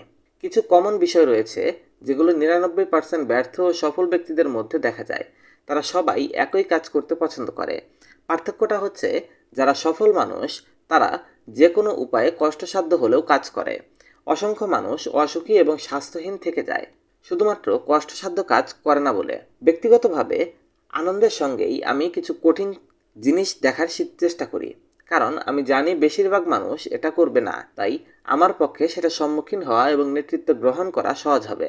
সংকট, অবসাদ এবং কষ্টদায়ক পরিস্থিতি সত্ত্বেও আপনি যখন সামনের দিকে এগিয়ে যাওয়ার চেষ্টা করবেন, তখন আপনি অর্জন করতে পারবেন উন্নত যোগ্যতা। এমনকি বিষয়টি যদি কঠিন, নেতিবাচক ও খুব ক্লান্তিকর হয়, তবুও দেখবেন কম্পাউন্ড এফেক্ট এর প্রভাব আপনাকে বড় রকমের পুরস্কার এনে দিয়েছে। ধৈর্যশীল হওয়ার চেষ্টা করুন। আপনার পুরনো খারাপ অভ্যাসগুলোকে বর্জন করার পাশাপাশি নতুন অভ্যাস গ্রহণ করার বিষয়টি যখন সামনে আসবে, তখন নিজেকে ধৈর্যশীল করার ব্যাপারে চিন্তা করুন। আপনার সেসব নেতিবাচক আচরণ বদলানোর চেষ্টা আপনি করছেন, সেগুলো যদি 20, 30 বা 40 বছর বা তার থেকে বেশি সময়ে ধরে বারবার ফেরত আসে, তারপরও ভালো ফলাফল পেতে হলে আপনাকে অবশ্যই সময় এবং শ্রম দিতে হবে। নতুন অভ্যাস তৈরি করতে সময় লাগবে, ধৈর্যশীল হতে হবে। নতুন কিছু করতে চাইলে আপনাকে হোঁচট খেয়ে তারপরেও চলতে হবে।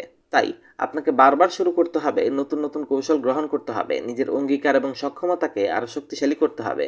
এভাবে আপনি যখন এগিয়ে যাবেন, প্রতিদানে অনেক কিছু পাবেন। অধ্যায় 4. ভরবেগ বা ফ্লো স্টেট। আমার এক বন্ধুর সঙ্গে সম্পর্ক হয়েছে Bill Gates, Steve Jobs, Michael Jordan, Lance Armstrong. আমার এক বন্ধুর সাথে সম্পর্ক রয়েছে Bill Gates, Steve Jobs, Michael Jordan, Lance Armstrong, Michael Phelps এবং অনেক সফল মানুষের সঙ্গে। আমার জীবনে আমার এই বন্ধুদের ভালো প্রভাব পড়তে পারে। আপনার কি মনে হচ্ছে পদার্থবিজ্ঞান ক্লাসের কথা? একবার মনে করার চেষ্টা করুন নিউটনের প্রথম সূত্র, যা নিষ্ক্রিয়তার সূত্র হিসেবে সবাই জানে। স্থির বস্তু চিরকাল স্থির থাকে যদি তার উপর বাইরে থেকে কোনো শক্তি প্রয়োগ করা না হয়। গতিশীল বস্তু চিরকাল গতিশীল থাকে যতক্ষণ না কোনো কিছু সেটার ভরবেগকে থামিয়ে দেবে। আপনি দেখবেন অলসভাবে টিভি দেখে সময় কাটানো ব্যক্তির প্রবণতা থাকে সবসময় টিভি দেখার। তিনি সবসময় সেটাই করতে পছন্দ করেন। অপরদিকে সফলতা অর্জনকারী মানুষ সফলতার পথে একই ছন্দে চলতে থাকে। তারা আরও সফল হওয়ার জন্য অব্যাহতভাবে কাজ করতে থাকে। যে কোনো পরিবর্তন আনতে হলে আপনাকে শুরু করতে হবে এবং একটা ছোট পদক্ষেপ নিয়ে শুরু করতে হবে। এর জন্য যে কোনো একটা পদক্ষেপ আপনার সাফল্যের ফলাফল আপনাকে এনে দেবে। যেমন একটা রকেট আকাশে উড্ডয়নের সময় একটি ব্যাপার ঘটে। প্রথম কয়েক মিনিট স্পেস শাটল অধিক পরিমাণ জ্বালানি ব্যবহার করে সেটার অবশিষ্ট সম্পূর্ণ ট্রিপের চাইতে বেশি। কারণ হলো মধ্যাকর্ষণ শক্তি থাকে, সেটাকে মুক্ত করতে প্রচুর বল প্রয়োগ করতে হয় প্রথমে। একবার এই মধ্যাকর্ষণ শক্তি অথবা টান থেকে মুক্ত হয়ে গেলে সেটা কক্ষপথে স্বাভাবিকভাবেই ভেসে বেড়াতে পারে। প্রথমত ভূমির উপরে ওঠাটাই কঠিন কাজ। আপনার কর্মপন্থা অনেকটা এরকম হতে পারে। আপনার পুরনো অভ্যাসগুলো অনেকটা মধ্যাকর্ষণ শক্তির মতো, আপনাকে পেছনে টেনে রাখবে। আপনি নিজেকে চালু করতে হলে প্রচুর শক্তি ব্যয় করতে হবে, কিন্তু একবার আপনি যখন শক্তি পেয়ে যাবেন, অর্থাৎ কঠিন বাধা পার হয়ে যাবেন, তখন আপনি খুব স্বাচ্ছন্দ্যের সাথে সামনে এগোতে পারবেন। আপনি কি কখনো চিন্তা করেছেন ধনীরা কেন আরো ধনী হয়? সফল মানুষেরা কেন আরো সফল হয়? ভাগ্যবান কেন আরো ভাগ্যবান হচ্ছে? এর কারণ হলো তারা নিজেদের কঠিন শক্তি দিয়ে শুরু করেছে এবং সামনের দিকে প্রতিনিয়ত এগিয়ে যাওয়ার ক্ষেত্রে আরো শক্তি ব্যয় করছে। অর্থাৎ তারা তাদের উদ্দেশ্য পূরণে লেগে থাকে এবং সর্বশক্তি প্রয়োগ করে। আপনার জন্য যা করণীয়, নিজের লক্ষ্যকে গুরুত্ব দিন এবং আপনার পছন্দটা বাছাই করুন। নতুন নতুন ইতিবাচক অভ্যাসের মাধ্যমে পছন্দগুলো সক্রিয় করার চেষ্টা করুন। নতুন অভ্যাসগুলো রপ্ত করার জন্য বারবার কাজগুলো করতে থাকুন। এছাড়া কাজগুলো প্রতিদিন রুটিন অনুসারে করতে থাকুন। এই কাজগুলো আপনাকে লম্বা সময় ধরে করতে হবে। শুরুতে আমরা মাইকেল ফিলিপসের কথা বলেছিলাম। তিনি একজন বিখ্যাত সাঁতারু। 2008 সালে যিনি বেইজিংয়ের অনুষ্ঠিত অলিম্পিকে 8টি স্বর্ণপদক জিতেছিলেন। আপনি কি চিন্তা করতে পারেন এটা কিভাবে সম্ভব হয়েছে? তিনি তার কোচ বব বাউম্যানের সহায়তা নিয়ে টানা 12 বছর ধরে নিজেকে তৈরি করেছেন। অনুশীলনের সময় তার কোচ অনেক কঠিন ছিলেন। তিনি ফিলিপসকে ট্রেনিং সেশনের 15 মিনিট আগে শেষ করতে দিয়েছিলেন একদিনের জন্য, কেননা সেদিন ফিলিপস একটি স্কুলে ড্যান্স প্রোগ্রামে অ্যাটেন্ড করবে। আর ফিলিপস এই 15 মিনিট আগে ছুটি পেয়েছিলেন তার প্রশিক্ষণের 12 বছরের মধ্যে মাত্র একদিন। এই কারণেই সুইমিং পুলে ফিলিপস কতটা অপ্রতিরোধ্য ছিলেন সেটা সারা পৃথিবী দেখেছে। আমরা যারা কম্পিউটার ব্যবহার করি তারা দেখতে পাই কিছুদিন আগেও খুব ছোট পরিসর ছিল। আজ বিশ্বের মার্কেটিংয়ের প্রায় 60% গুগলের হাতে। 2005 সালে গুগল ইউটিউব নির্মাণ করে। ওই বছরের নভেম্বর মাসে আনুষ্ঠানিকভাবে যাত্রা শুরু করে এনকিউ ইউটিউবের। তবে লেজি সানডে নামের একটি ডিজিটাল শর্ট ফিল্ম প্রচার করার আগে ইউটিউব পৃথিবীতে কোনো সাড়া ফেলতে পারেনি। এটি টেলিকাস্ট হয়েছিল স্যাটারডে নাইট লাইভ অনুষ্ঠানে। এরপর থেকে লোকজন এটাকে ইউটিউবে খুঁজতে থাকে। একসময় ইউটিউবের সেই ভিডিও ক্লিপগুলো ভাইরাল হয়ে ভিউ ছাড়িয়ে গিয়েছিল 50 লাখের বেশি। এরপর থেকে তাদের পেছনে ফিরে তাকাতে হয়নি। Michael Phelps, Apple, Google, YouTube এর মধ্যে অভিন্ন একটা অন্তমিল রয়েছে, সেটা হলো ফিজিক্সের ভরবেগ এর মতো আগে ও পরে একই কাজ করেছিল। তাদের অভ্যাস, শৃঙ্খলা, রুটিন মাফিক কাজ করা ছাড়াও সামঞ্জস্য ছিল এর চাবিকাঠি। ফলে প্রত্যেকেই এই ফ্লো স্টেট এর মাধ্যমে ভরবেগের বাধা দূর করতে পেরেছে। রুটিন কাজের সুফল। অনেক সময় আমাদের কিছু মহৎ উদ্দেশ্য নষ্ট হয়ে যায়। এর কারণ হলো আমাদের কাছে কাজ শেষ করার নিয়ম জানা নেই। মহৎ উদ্দেশ্য যখন সামনে আসে সেগুলো বাস্তব ইতিবাচক পরিবর্তন সাধনের জন্য নতুন দৃষ্টিভঙ্গি ও আচরণ অবশ্যই একত্র করতে হবে। এই কাজগুলো প্রতিদিনের, সপ্তাহের এবং মাসের রুটিন এর সঙ্গে সামঞ্জস্য করে নিতে হবে। রুটিন এমন একটি পদ্ধতি যা আপনি যথাযথভাবে প্রতিদিন পালন করে থাকেন, যেমন ব্রাশ করা, গাড়িতে বসে সিট বেল্ট বাঁধা, এবং এগুলো আমরা করি অনেকটা সচেতনতা ছাড়াই, অর্থাৎ এগুলো আমাদের অভ্যাসে পরিণত হয়েছে। আমাদের যে কোনো কাজকে স্বয়ংক্রিয় এবং ভালো ফলাফল এনে দেওয়ার জন্য, গড়ে তোলার জন্য এই রুটিন অনেক সহজ করে দেয়। নতুন লক্ষ্যে পৌঁছাতে হলে, নতুন অভ্যাসকে বিকশিত করতে হলে নতুন রুটিন করা জরুরি। তাছাড়া সেই রুটিন অনুসারে কাজে লেগে থাকতে হবে।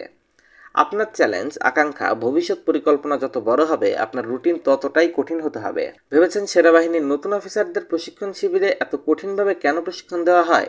কেন বিছানা তৈরি করা, পালিশ করা, সোজা হয়ে দাঁড়ানোর মতো ছোট কাজগুলোকেও অনেক বেশি গুরুত্ব দেওয়া হয়? এটা এই কারণে যে এর জন্য সৈনিকদের প্রস্তুত করতে রুটিন তৈরি করা হচ্ছে প্রচণ্ড চাপের মধ্যে দুঃখ উৎপাদনশীল নির্ভরযোগ্য পারফরমেন্স তাদের কাছ থেকে বের করে আনা, এবং এটা করার সবচেয়ে কার্যকরী পন্থা। অর্থাৎ এই কঠিন রুটিনের মাধ্যমেই তারা নিজেদের কঠিন কাজের দিকে ছুড়ে দিতে পারে। গলফ খেলোয়াড় জ্যাক নিকলসন বিখ্যাত ছিলেন তার শট পূর্ববর্তী রুটিনের জন্য। প্রতিটি শট নেওয়ার আগে তিনি এক ধরনের নাচ করতেন এবং এক্ষেত্রে তিনি ছিলেন খুবই সিরিয়াস। এটা তিনি নিয়মিত করতেন। এর ফলে তিনি সম্পূর্ণ মনোযোগ দিতে পারতেন এবং নিজেকে প্রস্তুত করতে পারতেন। জ্যাক প্রথম পদক্ষেপ নিতে বলের পেছনে থেকে বল এবং টার্গেট এর মধ্যকার একটা বা দুইটা স্পট বাছাই করতেন। বলের কাছে হেঁটে গিয়ে প্রথমে যে কাজটি তিনি করেন এটা হলো মধ্যবর্তী টার্গেট বরাবর তার ক্লাব ফেস তাক করাতেন। তিনি পা পজিশনে বসাতেন না যতক্ষণ না মনে করতেন তার ক্লাব ফেস যথাযথ হয়েছে। এরপর তিনি যথাযথভাবে অবস্থান নিতেন। তিনি তার ক্লাবে আন্দোলিত করতেন এবং টার্গেটের দিকে দৃষ্টিপাত করতেন। এরপর ফিরে আসতেন তার মধ্যবর্তী টার্গেট দিকে দিয়ে। এরপরই তিনি বলে আঘাত করতেন। আমি যেসব বিখ্যাত সাফল্য অর্জনকারী এবং ব্যবসায়ীদের সঙ্গে কাজ করার সুযোগ পেয়েছি, আমি দেখেছি ভালো অভ্যাসের পাশাপাশি তারা দৈনন্দিন কাজ শেষ করার জন্য রুটিন তৈরি করছে। আসলে এটা একটা গুরুত্বপূর্ণ পন্থা যা আমাদের আচরণকে সচল করতে ভূমিকা রাখে।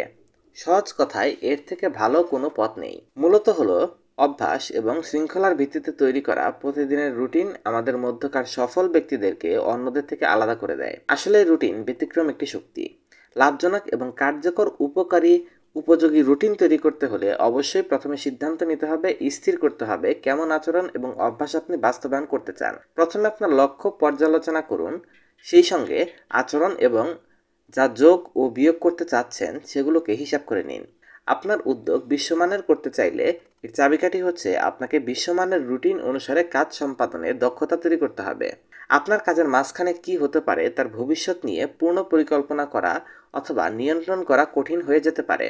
তবে আপনার দিন কিভাবে শুরু করবেন এবং শেষ করবেন সেটা কিন্তু নিয়ন্ত্রণ করতে পারবেন।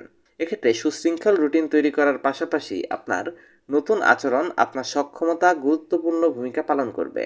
এছাড়া আমি যে কাজ করি সে কাজগুলো এমন যাতে আমার স্ত্রী ভালোবাসা, সম্মান, সৌন্দর্য অনুভব করে। দিনের শুরু যেভাবে করতে পারেন। আমার সকালবেলার রুটিন হচ্ছে সারাদিন কি করব তার একটা প্রস্তুতি বিন্যস্ত করা। সকালে যে কাজগুলো করা যেতে পারে: 1.